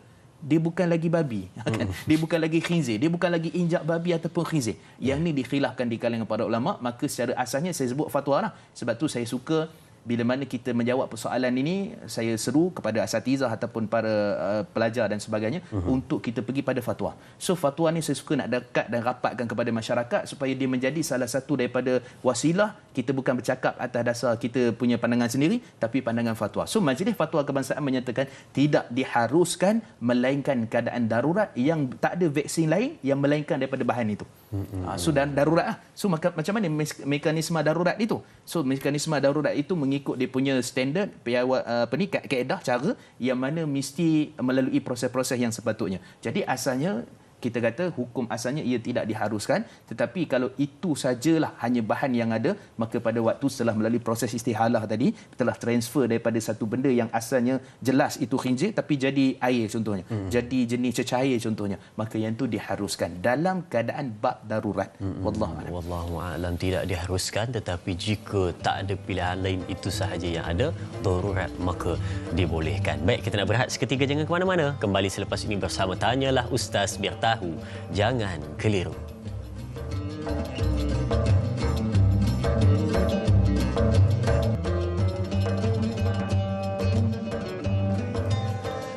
Allah menciptakan sakit dan juga Allah juga yang memberikan penyembuhan kepada hamba-Nya. Itulah yang patut kita ketahui. Tapi segala sakit yang datang dalam kehidupan bukannya satu ujian yang berat, tetapi sebenarnya satu teguran dalam kehidupan kita untuk menjadikan kita ingat kembali pada Allah Subhanahu Wa Taala bila kita jauh darinya. Baik, kita nak teruskan perbincangan kita pada pagi ini. Untuk sama-sama kita nak ambil soalan di Facebook Tanyalah Ustaz TV3 dari sahabat kita Nurul Huda Tajuddin. Assalamualaikum Ustaz dan Da'i. Ada dua soalan. Bolehkah kita memberikan bantuan pernafasan CPR kepada mereka yang berlainan jantina dengan kita dengan alasan ingin membantu? Soalan kedua, bolehkah kita mengambil ubat yang di dalamnya terkandung dadah tetapi yang terkawal? Mohon penjelasan Ustaz. Terima kasih. Terima kasih juga Puan Nurul Huda Tajuddin atas soalan yang ditanyakan. Yang pertama berkenaan dengan CPR, alat bantuan pernafasan, alat pula memberi bantuan pernafasan, dan yang kedua berkenaan dengan mengambil ubat yang ada dadah terkawal. Bagaimana Ustaz? Silakan. Baik, bismillah wassalatu wassalamu ala Rasulillah. Pertama, isu berkaitan dengan CPR ni, dia kalau daripada sudut tu darurat, memang kita kata sebab tu mekanisme darurat tu penting dalam Islam. Sebab tu dia dipanggil sebagai satu maslahah, kebaikan, satu lagi darurat. Darurat ni maksudnya satu benda yang ditimpa musibah dan akhirnya dia tidak ada satu cara jalan lain melainkan cara tu. Okey, kalau dalam keadaan yang demikian tadi, cuma sekadar itu saja, maka daripada sudut syarak ia diharuskan walaupun berlainan jantina. Berdasarkan hadis yang riwayat daripada Ummu Salamah radhiyallahu anhu, ketika mana Nabi sallallahu alaihi wasallam diminta supaya berbekam. Maka pada waktu berbekam itu ada satu orang sahabat Nabi namanya Abu Taibah. Abu Taibah ni pakar bekam di zaman Nabi SAW. Jadi Abu Taibah ni ketika mana Ummu Salamah nak berbekam, maka Nabi SAW panggil Abu Taibah, sedangkan Abu Taibah lelaki. Jadi pada waktu tu Nabi SAW membenarkan Abu Taibah untuk membekam Ummu Salamah dengan keadaan-keadaan tertentu dalam keadaan yang dibenarkan oleh syarak. Cuma sebahagian para ulama berbincang yang Abu Taibah tu waktu tu masih kecil lagi. Kita pun dok fikir juga, kalau kecil macam mana dia tahu tentang berbekam? Ataupun sebahagian kata dia belum akil balik dan sebagainya. Tak apa, itu perbincangan di kalangan para ulama. Berdasarkan hadis tu menunjukkan bahawa ada interaksi antara berlainan jantina. Jadi kalau dalam keadaan itu darurat dan memang dia sangat diperlukan untuk selamatkan nyawa, maka ia diharuskan pada waktu tu dan tidak ada larangan daripada sudut syarak walaupun asal hukumnya tak dibenarkan. Tapi ia diharuskan dalam keadaan darurat. Tapi kalau saja duduk tunggu, bila kan dia lemah tak apa, kita tunggu dulu. So maksudnya tengok pada keadaan. So kita tahu dah ni nak selamatkan nyawa orang. Sebab apa? Dalam maqasidus syariah, maksudnya tujuan syarak paling utama antaranya adalah menyelamatkan nyawa, menjaga nyawa. Wallahu a'lam. Wallahu a'lam. Dan yang kedua tadi berkenaan dengan Ustaz, dia mengambil ubat yang di dalamnya terkandung dadah terkawal. Isu dadah ni sebab tu kalau orang ditangkap, sama ada pengedar dia ke, dia punya pusher ke apa semua ni, ditangkap atas isu apa? Penyalahgunaan dadah. Penyalahgunaan dadah. Tak ada orang tangkap maksudnya pergi jumpa doktor awak guna dadah kan. Jadi awak tangkap. Sebenarnya dalam ubat-ubatan adalah mengandungi bahan-bahan tertentu, khususnya perkara-perkara. Sebab tu Allah Subhanahu Wa Taala tadi kalau soalan ditanya tentang khinzir, Allah jadikan satu benda di atas muka bumi ni ada dia punya manfaat dia. Walaupun kadang-kadang kita nampak benda tu jijik, benda tu kotor, benda tu tak boleh, tapi daripada sudut sisi pandang yang lain, Islam mengiktiraf bila mana ia diambil dengan kadar dalam bab darurat, bab kadar tertentu, ataupun ada dia punya kita kata kawalan-kawalan tertentu. Maka asalnya kalaulah ubat itu untuk pelali apa semualah, kadang-kadang tu apa-apa yang berkaitan, maka ia diharuskan daripada sudut syarak kerana dia adalah kawalan tertentu dan dia ada kita kata apa bahan-bahan tertentu yang mana masih lagi ada dalam kawalan dan dibenarkan oleh syarak. Khususnya KKM memainkan peranan yang sangat penting lah. Kementerian Kesihatan Malaysia tentang isu berkaitan dengan kawalan-kawalan yang berkaitan dengan ubat-ubat tertentu, dos-dos tertentu. Wallahualam. Baik, wallahualam, mudah-mudahan menjawab persoalan kita yang ditanyakan sebentar tadi. Baik, kita ada pemanggil di talian. Hari ini kita banyak pemanggil, Ustaz ya. Baik, kita ada pemanggil di talian. Assalamualaikum. Waalaikumsalam. Ya, siapa di sana tuan? Ya, ini dari Tawau Sabah, Haji Jamil Abdul Hayat. Oh, Tawau Sabah ya, Haji Jamil. Oh, Abang Ya, Jamil. Ya, baik. Sihat Sihat ya? Sehat. Apa soalan Ya. tuan? Soalan saya, adakah dibenarkan perubatan dalam Islam penyakit asma ini? Saya disarankan untuk mencari daging buaya yang kering. Apa tadi tuan? Boleh jelas. Adakah dibenarkan perubatan dalam Islam penyakit asma ini disuruh saya mencari daging buaya yang kering? Untuk apa tu? Ya. Makan ke sapu? Untuk perubatan asma, penyakit asma. Baik, okey, terima kasih tuan atas soalannya. Okey, terima kasih. Assalamualaikum. Waalaikumsalam warahmatullahi. Terima kasih Tuan Jamil dari Tawau Sabah yang bertanyakan soalan berkenaan dengan asma. Kalau tuan tadi dari Johor semput, ini asma.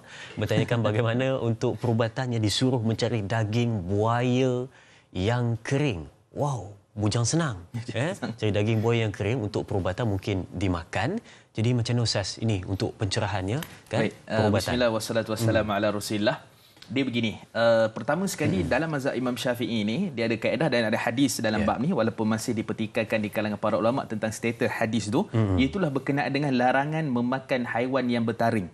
Larangan memakan haiwan yang bertaring, satu. Yang kedua, yang memakan bahan-bahan ataupun najis ataupun kotoran.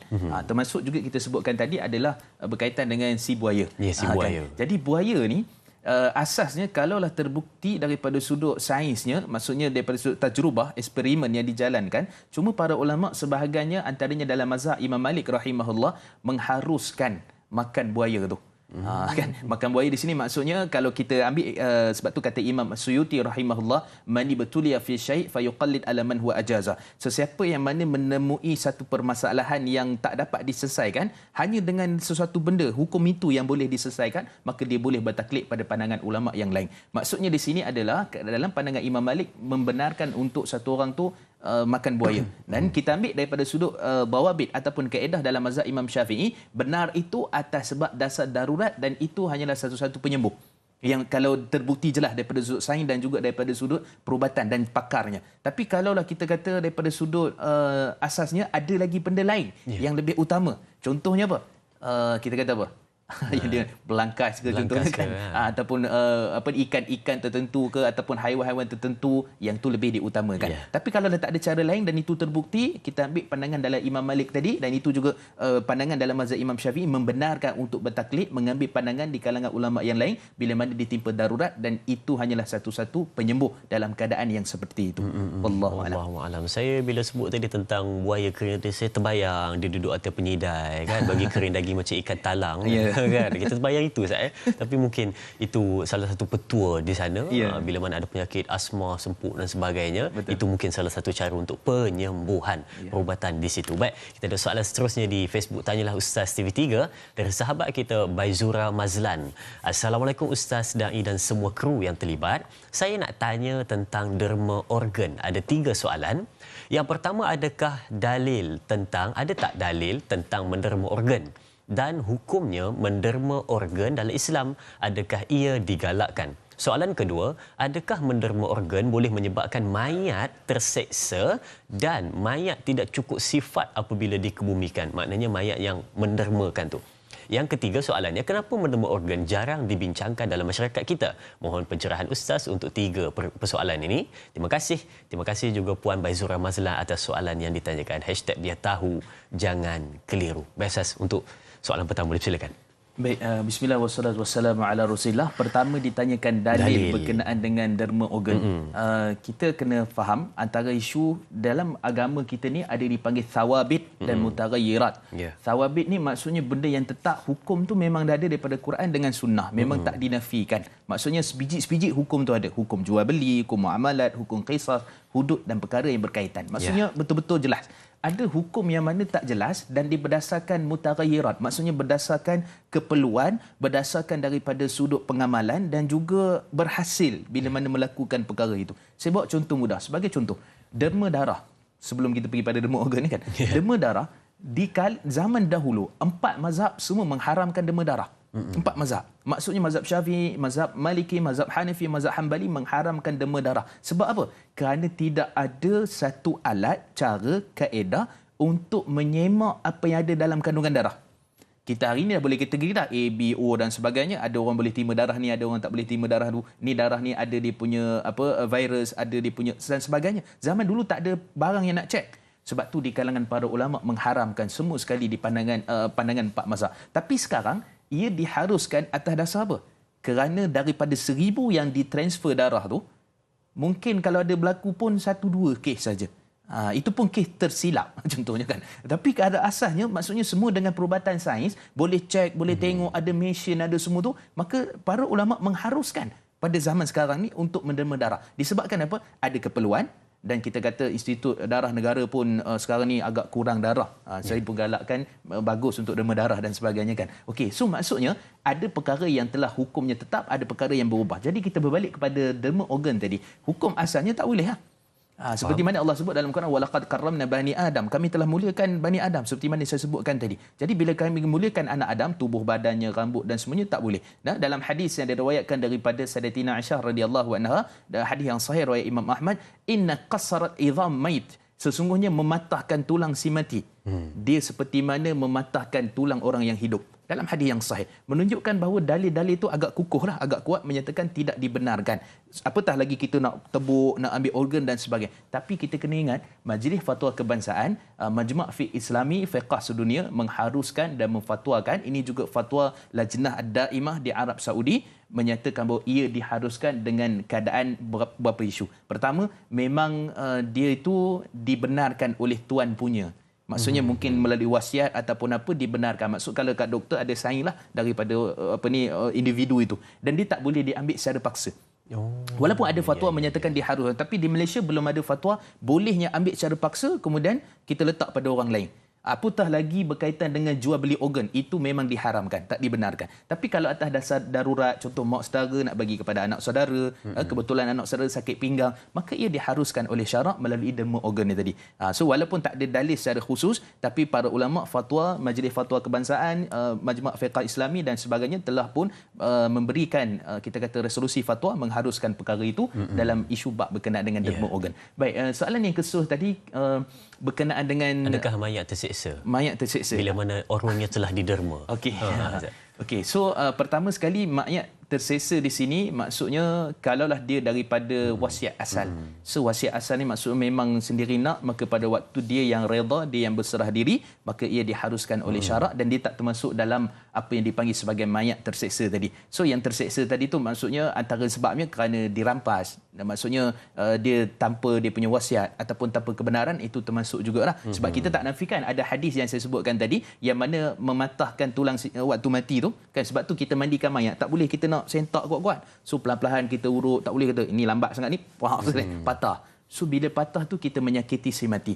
Termasuk juga sebahagian fatwa di kalangan para ulama bila mana ia derma organ tadi dan perkara yang berkaitan. Cuma asal kita sebut kalau sana ada keperluan, kalau di sana ada kesesuaian dengan orang yang dipindahkan transplant ataupun apa, maka ia diharuskan sudut syarak dan fatwa para ulama juga telah menyatakan perkara yang sedemikian.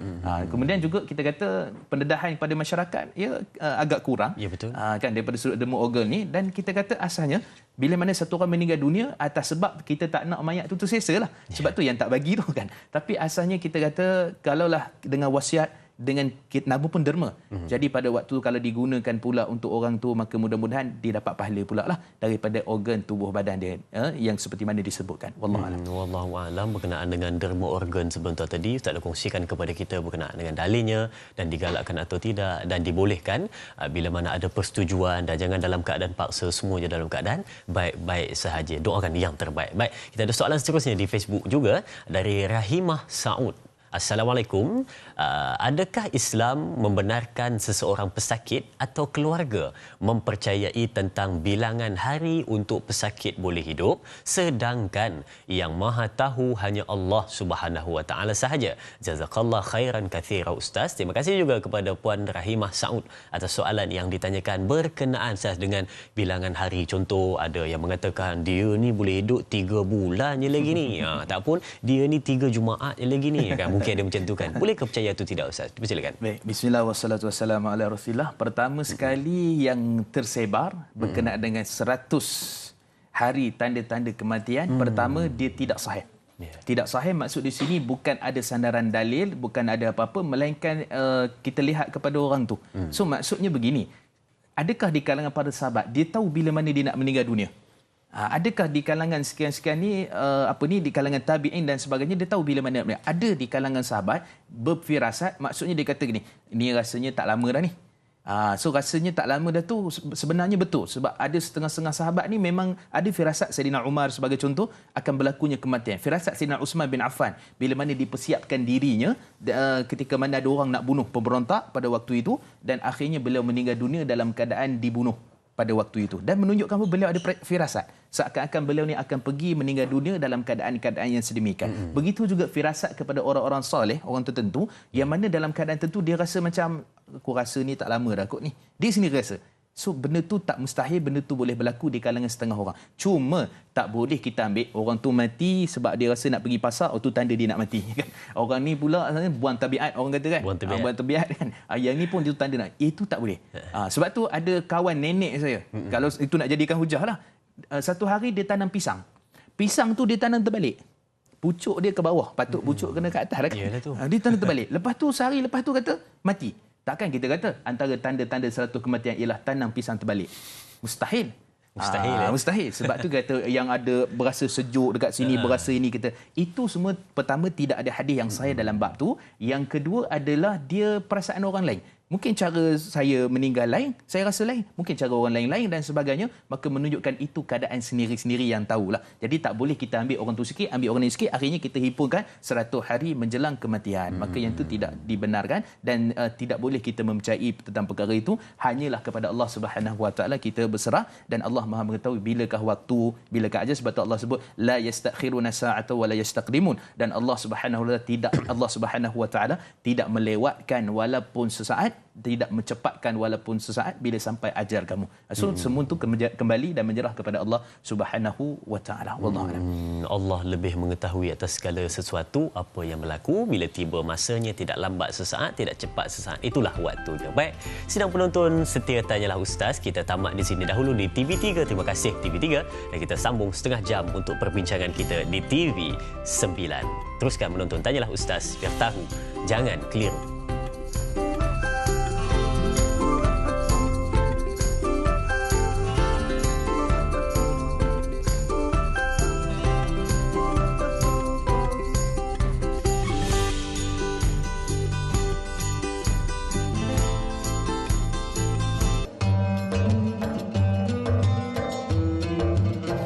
Alhamdulillah bertemu kembali bersama dengan kami di Tanyalah Ustaz pada pagi ini, membincangkan fik medik bersama dengan Al-Fadil Ustaz Mustafar Suki. Kalau tadi kita dah bincangkan pelbagai persoalan dari penonton-penonton yang bertanyakan, dah jawab sebaik mungkin. Mudah-mudahan memberikan sesuatu pencerahan baru untuk penonton pada hari ini. Mungkin ada yang kita sudah tahu, tetapi hari ini sebagai penambahbaikan pada ilmu kita tentang fik perubatan di dalam Islam, insya-Allah. Baik, kita nak teruskan perbincangan kita di Facebook Tanyalah Ustaz. Kita petik soalan dari Puan Zaleha Haji Muhammad Noor. Assalamualaikum Ustaz, da'i serta semua kru yang bertugas. Semoga sentiasa dalam rahmat Allah. Amin ya rabbal alamin. Terima kasih mendoakan. Soalan saya, bolehkah seorang wanita memakan pil penghalang datangnya haid pada setiap tahun bulan Ramadan bagi membolehkan ia puasa penuh dengan niat malas hendak mengqadakkan puasa tersebut? Ya, baik. Dan apakah hukumnya? Bagaimanakah dengan puasanya tadi? Adakah sah atau tidak? Mohon pencerahan Ustaz. Terima kasih. Dan mungkin juga Ustaz, ada juga yang makan pil ini bila mana nak pergi umrah, haji kan, bila mana pergi ke sana kan, penghalang datangnya haid. Terima kasih Ustaz dan Da'i dari Johor. Terima kasih Puan atas soalan yang ditanyakan. Ya, saya dapat 3 di situ. Yang pertama, apa hukum makan? Yang kedua, macam mana dengan puasanya tadi Ustaz? Dan yang ketiga tadi, kita tambah berkenaan dengan haji dan umrah dia. Silakan. Baik, bismillah wassalatu wassalamu ala Rasulullah. Terima kasih kepada puan yang bertanya.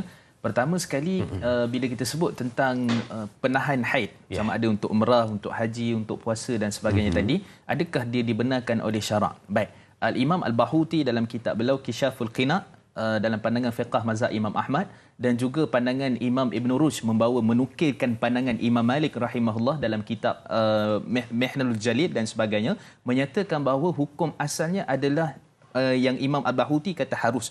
Imam Ibn Rushd dalam kitab beliau ataupun Imam Malik menyatakan dia makruh. Maka kita boleh simpulkan hukumnya, kita kata di antara harus dengan makruh. Daripada sudut hukum kita mengambil apa-apa untuk menahan haid bagi wanita, sama ada untuk berpuasa ataupun untuk mengerjakan haji. Cuma di sini saya suka ingatkan fatwa Syekh Dato' Yusuf Al-Qaradawi menyatakan bahawa ia sebenarnya kembali kepada asal hukum itu adalah benda yang natural, benda yang berlaku kepada anak Adam. Sebab tu dalam hadis riwayat Imam Muslim kata Nabi SAW, ketika mana Nabi Sayyidatina Aisyah dan beberapa di kalangan sahabat pergi haji, dan pada waktu tu Sayyidatina Aisyah menangis.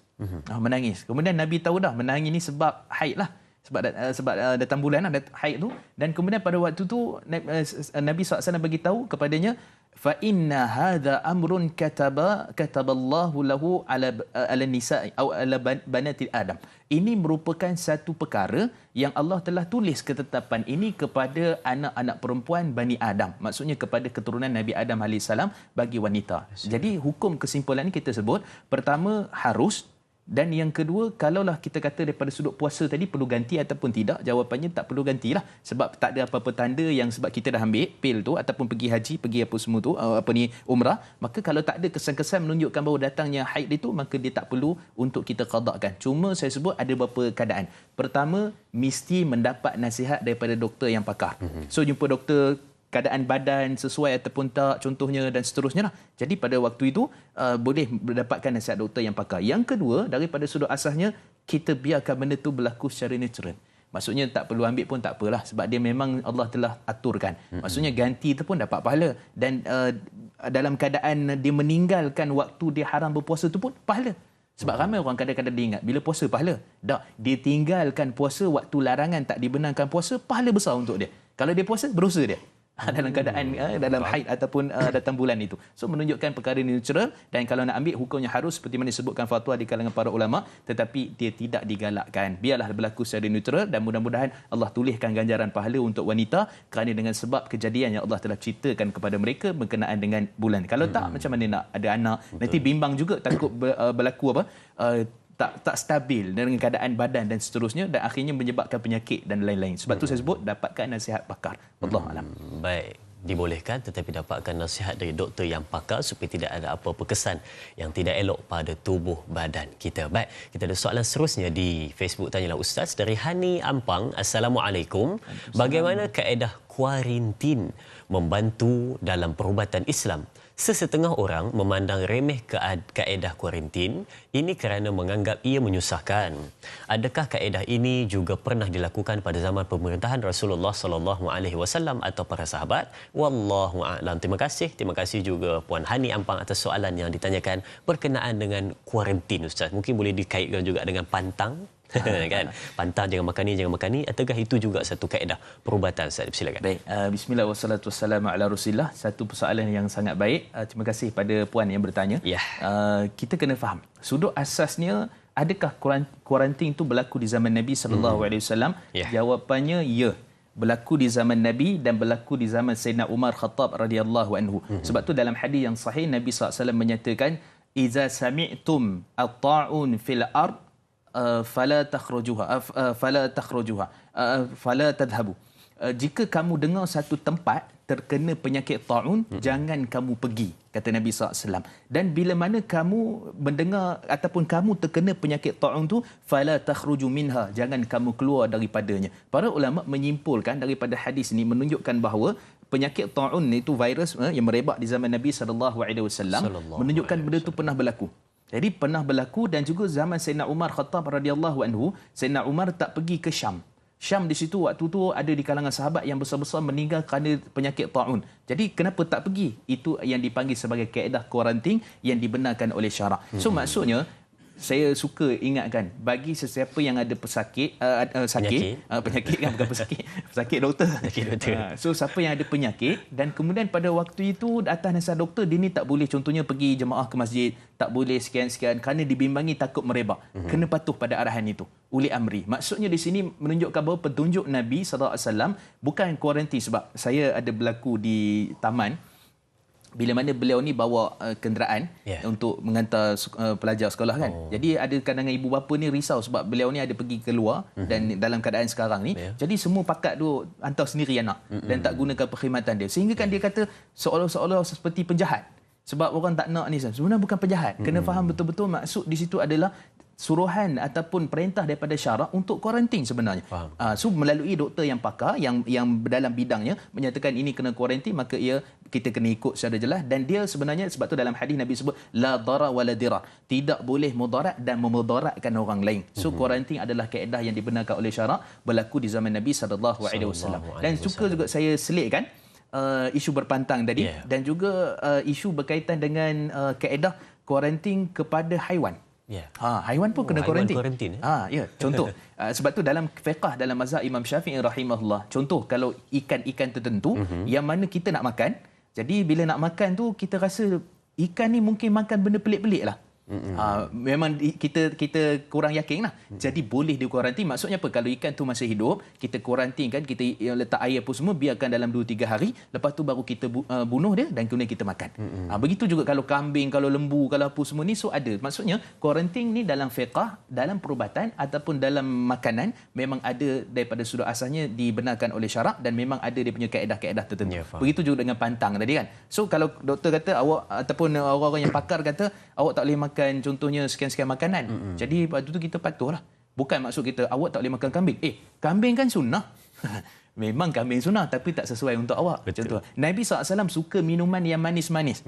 Kan dalam hadis riwayat Imam Tirmizi dan sebagainya. Jadi kita ni kencing manis. Kan? Jadi waktu tu ada makanan yang dipantang apa semua tu kaedah kuarantin. So kita sebut dia dibenarkan oleh syarak dan memang ada berlaku di zaman Nabi SAW. Wallahu a'lam. Itulah berkenaan dengan kuarantin pantang dan dikongsikan sebentar tadi untuk pencerahan buat penonton-penonton. Mudah-mudahan memberikan satu pencerahan yang baik untuk kita. Baik, kita ada pemanggil di talian. Assalamualaikum. Assalamualaikum warahmatullahi wabarakatuh. Ustaz, Da'i dan kru-kru tanyalah Ustaz. Waalaikumsalam warahmatullahi. Ya, siapa di sana? Saya Nur Hidayah binti Saifuddin dari Pasar Baru. Ya. Okey, saya nak tanya pasal penyakit psikiatrik sekarang ini.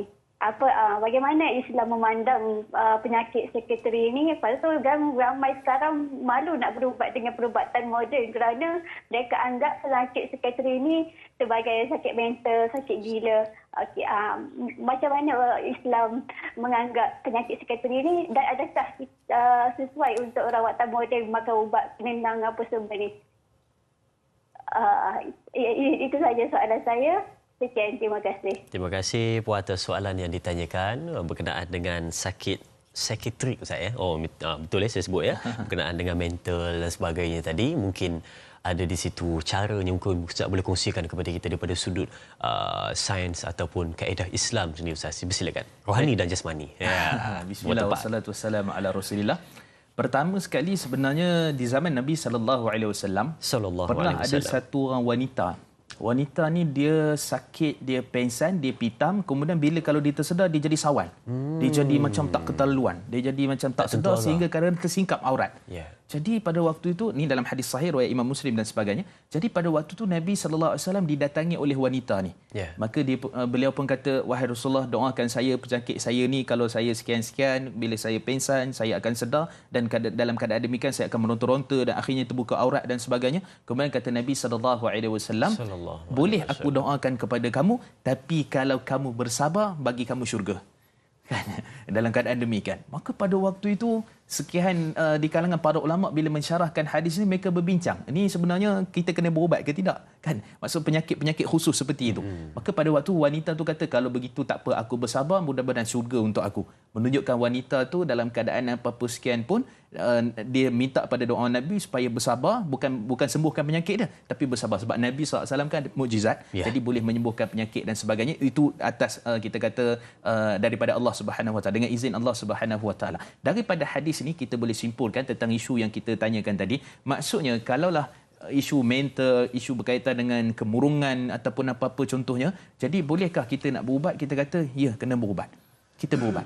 Ini merupakan suruhan daripada syarak, sama ada daripada sudut perubatan itu, kita kata contohnya lah, kalau betul dinyatakan bahawa melalui jin ataupun apa, kita pergilah pada tempat ataupun ruqyah syariah yang sepatutnya kepada yang bidangnya. Tapi kalau daripada sudut ni ada bantuan ubat-ubatan, kaunseling contohnya, nasihat dan sebagainya, maka yang itu juga kita perlu gabungkan antara kedua-duanya. Jadi dengan mudah-mudahan kita kata asalnya kena berubatlah. Mudah-mudahan Allah Subhanahu Wa Taala sembuhkan kalau ada yang sakit yang sedemikian, dan masyarakat juga beri support, kekuatan.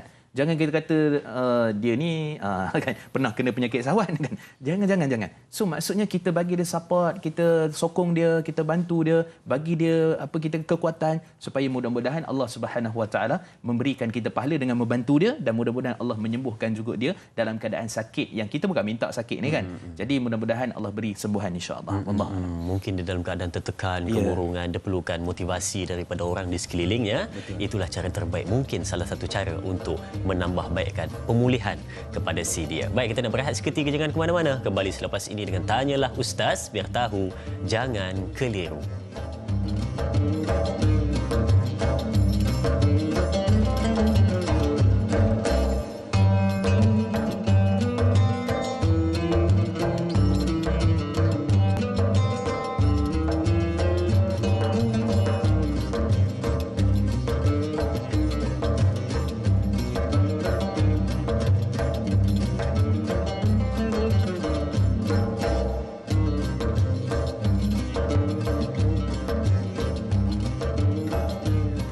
Subhanallah, sedar tak sedar sudah berada di penghujung rancangan Tanyalah Ustaz pada pagi ini. Banyak telah kita kupas persoalan, kita berikan jawapan kepada penonton-penonton. Semoga dapat sesuatu yang baik untuk pencerahan dalam kehidupan kita. Semoga biar tahu jangan keliru. Baik, kita nak terus menjawab persoalan-persoalan dari penonton-penonton. Sekarang kita ambil di Facebook Tanyalah Ustaz TV3 dari Puan Faziah Tun Mat Isa. Assalamualaikum. Soalan saya, apakah keutamaan dalam perubatan moden sekarang mengambil air tulang belakang pesakit atas alasan apakah dalam Islam fik medik itu sendiri? Oh, dia kata ambil air tulang belakang dan apakah alasannya? Baik, apakah jawapan untuk persoalan Ustaz tentang air tulang belakang? Mohon pencerahan Ustaz. Terima kasih juga Faziah Tun Maisa atas soalan yang ditanyakan. Silakan Ustaz. Baik, bismillah wassalatu wassalamu ala Rasulillah. Terima kasih kepada penanya kita melalui Facebook. Jadi berkenaan dengan tulang belakang ni atau mengambil air daripada tulang belakang ni supaya kita nak tengok pesakit ni sebenarnya apa sakit dia yang sebenar. Kan melalui dengan cara yang demikian maka kita akan dapat tahulah apa sebenarnya dia ni stroke ke ataupun isu berkaitan dengan otak dan sebagainya. Baik, cuma isu daripada sudut hukumnya, kalau itu satu benda yang itu saja cara untuk mengesan daripada sudut tu, maka dia diharuskan daripada sudut syarak, daripada sudut fatwa dan pandangan di kalangan para ulama, dia dibenarkan. Hanya itu satu solusi yang membolehkan untuk mengesan penyakit yang ada dalam tubuh pesakit itu. Baik, itu satu. Yang kedua, antara benda yang biasa orang war-warkan, kalau ambil air tulang belakang nanti jadi lumpuh. Kalau ambil air tulang belakang jadi lumpuh. Bila lumpuh ambil air tulang belakang kan. Contoh. Jadi adakah ia merupakan satu benda mitos ataupun sebenarnya memang kalau buat macam tu je mesti lumpuh? Jawapannya telah dijawab oleh doktor-doktor pakar menyatakan bahawa dia tak terkait dengan lumpuh. Maksudnya ambil itu pun sikit untuk kesan saja. Bukan nak kena tebuk ke tak. Dia ada jarum khusus yang dimasukkan dan akhirnya akan dapat dia punya air itu dan akan didapat kesan penyakit apa. Cuma dia tak ada kaitan dengan lumpuh lah. Tapi kalau daripada sebab kita tak buat itu, kemungkinan boleh jadi lumpuh. Tak tahu sebab mungkin saraf tunjang ke ataupun apa yang berkaitan dengan daripada sudut kedoktoran. Jadi kita kata asalnya sudut syariah ia diharuskan, dibenarkan. Daripada sudut fiqh mediknya diharuskan. Cuma kalau itu satu cara saja yang boleh mengesan pembahasan penyakit itu, maka tidak ada halangan daripada sudut pandangan Islam, satu. Yang kedua, mitos berkenaan dengan lumpuh tu tidak benar. Wallahualam. Wallahualam, itu yang dikongsikan untuk melihat apakah sakit tersebut daripada air tulang belakang. Hebat ciptaan Allah, daripada air tulang belakang boleh tahu apakah sakit yang dialami. Dan mitos saja Ustaz yang dikatakan bila ambil itu jadi lumpuh itu hanya rekaan semata-mata. Dah dijawab sebenarnya tidak, sidang penonton. Baik, kita ada soalan seterusnya dari Tiger Co. Assalamualaikum Ustaz dan Da'i serta semua kru. Ada sedikit persoalan ni. Baik, apakah soalannya? Mengikut trend kecantikan masa kini iaitu merawatan muka, IPRP, platelet rich plasma, di mana darah akan diambil dan diproses untuk dapatkan sel plasma berwarna kuning, dan plasma tersebut akan disuntik ke dalam kulit untuk menghasilkan kulit wajah yang bersih, cantik dan flawless. Baik, bagaimana dari segi hukum, adakah dibolehkan atau tidak Ustaz? Mohon pencerahan. Terima kasih. Terima kasih juga sahabat kita Tiger Co atas soalan yang ditanyakan. Jadi bagaimana Ustaz untuk PRP, platelet rich plasma, Ustaz? Silakan. Baik, bismillah wassalatu wassalamu ala Rasulillah. Pertama sekali, para ulama dari sudut fatwa dan pandangan mereka sepakat menyatakan kalaulah suntikan itu berasal daripada sumber-sumber yang diharuskan oleh syarak. Maksudnya daripada sumber haiwan yang halal, daripada sumber tumbuh-tumbuhan untuk memberikan kita macam botox ataupun apa-apalah. Jadi daripada sudut itu ia diharuskan dengan kadarnya. Kan, untuk tujuan itu. Cuma ada sebahagian para ulama cenderung apa keadaan sekalipun tak dibenarkan. Seolah-olah dia masuk macam taghayyur khalqillah, maksudnya menukar apa yang Allah Subhanahu Wa Taala telah jadikan secara neutral. Sebab uban pun Nabi SAW tak bagi, dalam hadis riwayat Imam Muslim, tak dibenarkan untuk mewarnakan dengan warna yang hitam. Dibimbangi takut anak dara terkeliru. Ini umur berapa ni kan? 60 ke ataupun berapa? Nampak macam muda lagi. Kan? Itu maksudnya ada unsur penipuan. Penipuan di situ. So, kalau daripada sumber yang asal, maka sebahagian di kalangan para ulama membenarkan. Cuma, kalau melalui anggota-anggota manusia, contohnya, katakanlah orang nak buat tanam rambut. Tanam rambut ni daripada apa? Daripada rambut manusia lah. Kemudian contohnya pada bahan-bahan tertentu dan seterusnya. Maka para ulama, jumhur majoriti para ulama tidak mengharuskan kalau dia berasal daripada sumber bahan manusia. Cuma ada sebahagian para fuqaha bincang kalau dia daripada tubuh badan dia sendiri. Maksud yang ambil platelet apa semua tadi daripada tubuh badan dia sendiri. Adakah ia diharuskan? Tapi kalau benda tu daripada tubuh badan, tiba-tiba nak transfer ke muka. Jadi dia isu yang sama saja sebenarnya daripada surat. Cuma perubatan bila berubah dan sebagainya, akhirnya kita kata daripada surat asalnya tak perlu buatlah. Itu di kalangan para fuqaha, para alim ulama tidak perlu dilakukan, melainkan kalau di sana keadaan darurat, dibimbangi. Contohnya beliau ni umurnya baru 20 tapi muka tu macam 80. Contohnya kan. Jadi ataupun umurnya baru 20 tapi uban penuh kat kepala. Jadi di situ ada perbincangan khusus di kalangan para ulama berkenaan dengan itu, berdasarkan ada dalil-dalil hujah-hujah yang berkaitan. Cuma tidak digalakkan pada waktu itu. Wallahu taala alam. Wallahu taala alam, itu tidak digalakkan sangat kerana mungkin ada menyebabkan suatu benda yang tak diingini ini akan berlaku. Baik, kita bersederhanalah. Baik. Okey, kita nak soalan seterusnya di WhatsApp. Tanyalah Ustaz. Assalamualaikum. Ustaz dan Da'i, saya Huda dari Kelang. Apakah hukum kita menggugurkan anak yang berusia 4 bulan, Ustaz, yang mengalami kecacatan seperti tempurung kepala yang tidak sempurna, mempunyai penyakit kritikal dan kalau dilahirkan akan membawa kemudaratan kepada bayi ataupun ibunya? Mohon pencerahan Ustaz. Terima kasih. Terima kasih juga Puan Huda dari Kelang, Selangor. Begini Ustaz. Baik, 4 bulan digugurkan.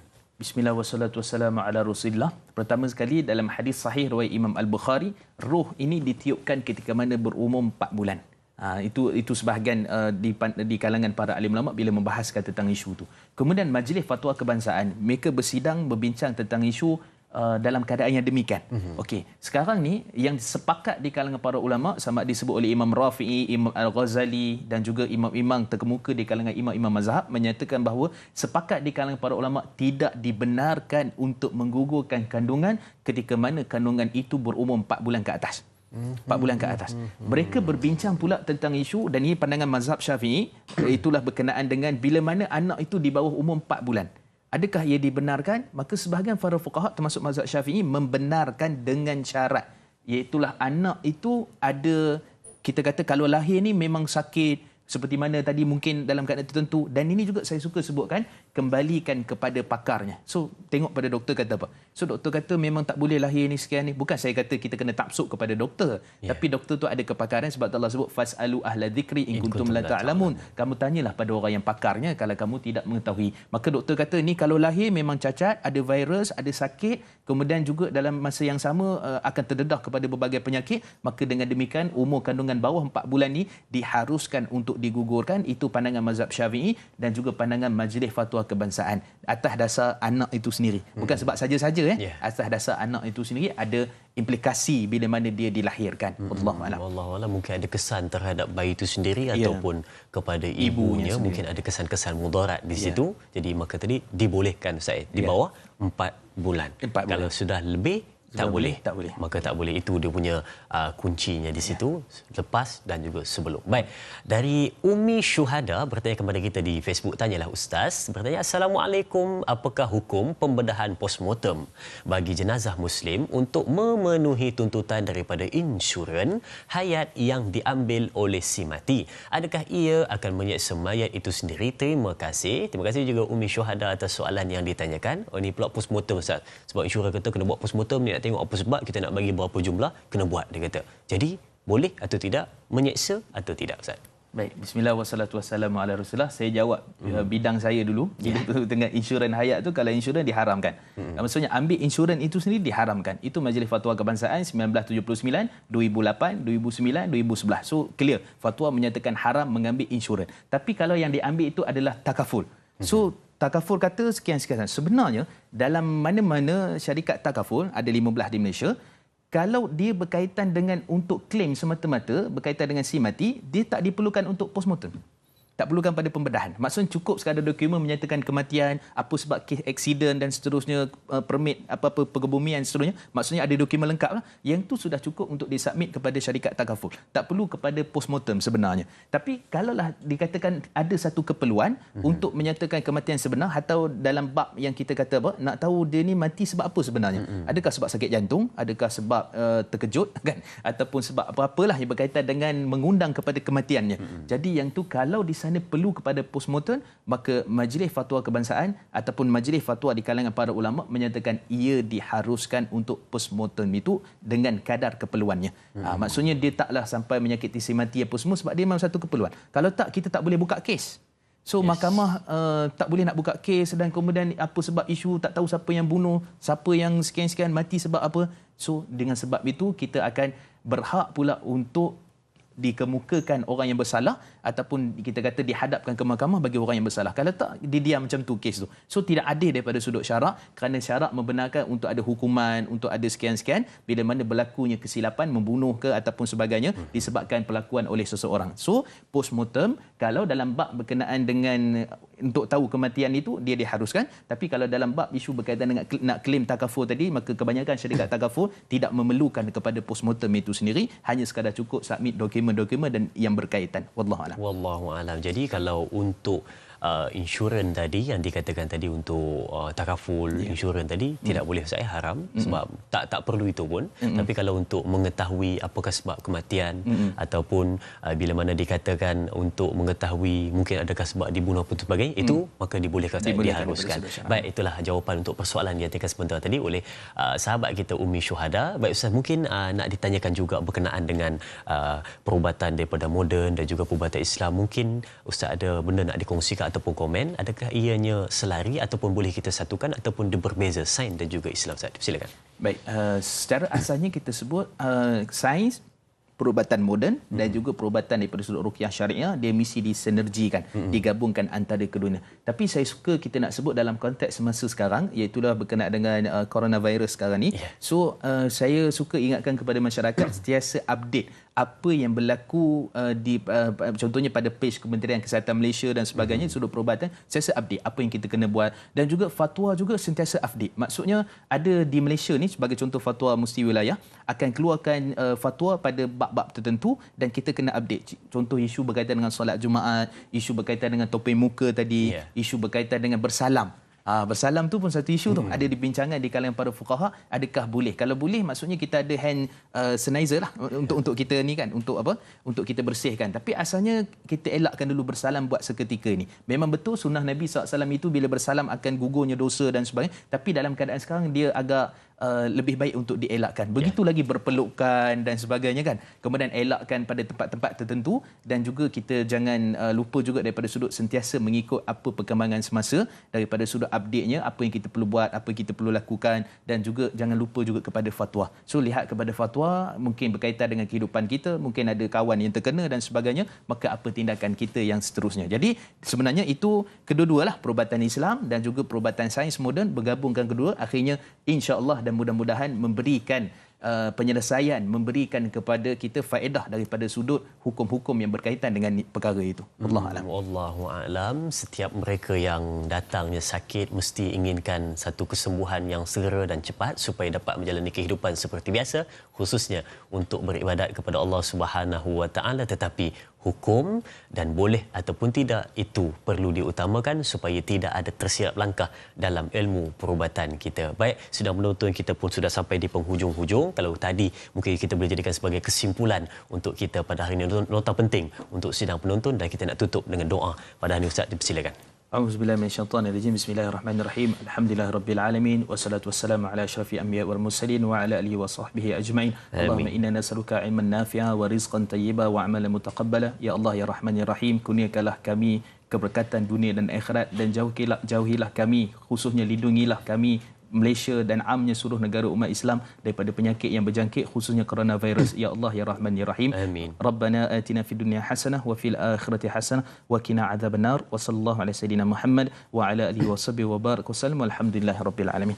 Amin ya rabbal alamin. Terima kasih diucapkan kepada ustaz dan penonton. Semua sama-sama kita teruskan menuntut ilmu, dan jangan lupa esok bersama dengan moderator Dai Aiman bersama dengan ahli panel Ustaz Muhammad Abdullah dengan topik sirah Masjid Nabawi, sejarah dan peranan. Teruskan menonton Tanyalah Ustaz, biar tahu jangan keliru. Sekian, Assalamualaikum warahmatullahi wabarakatuh.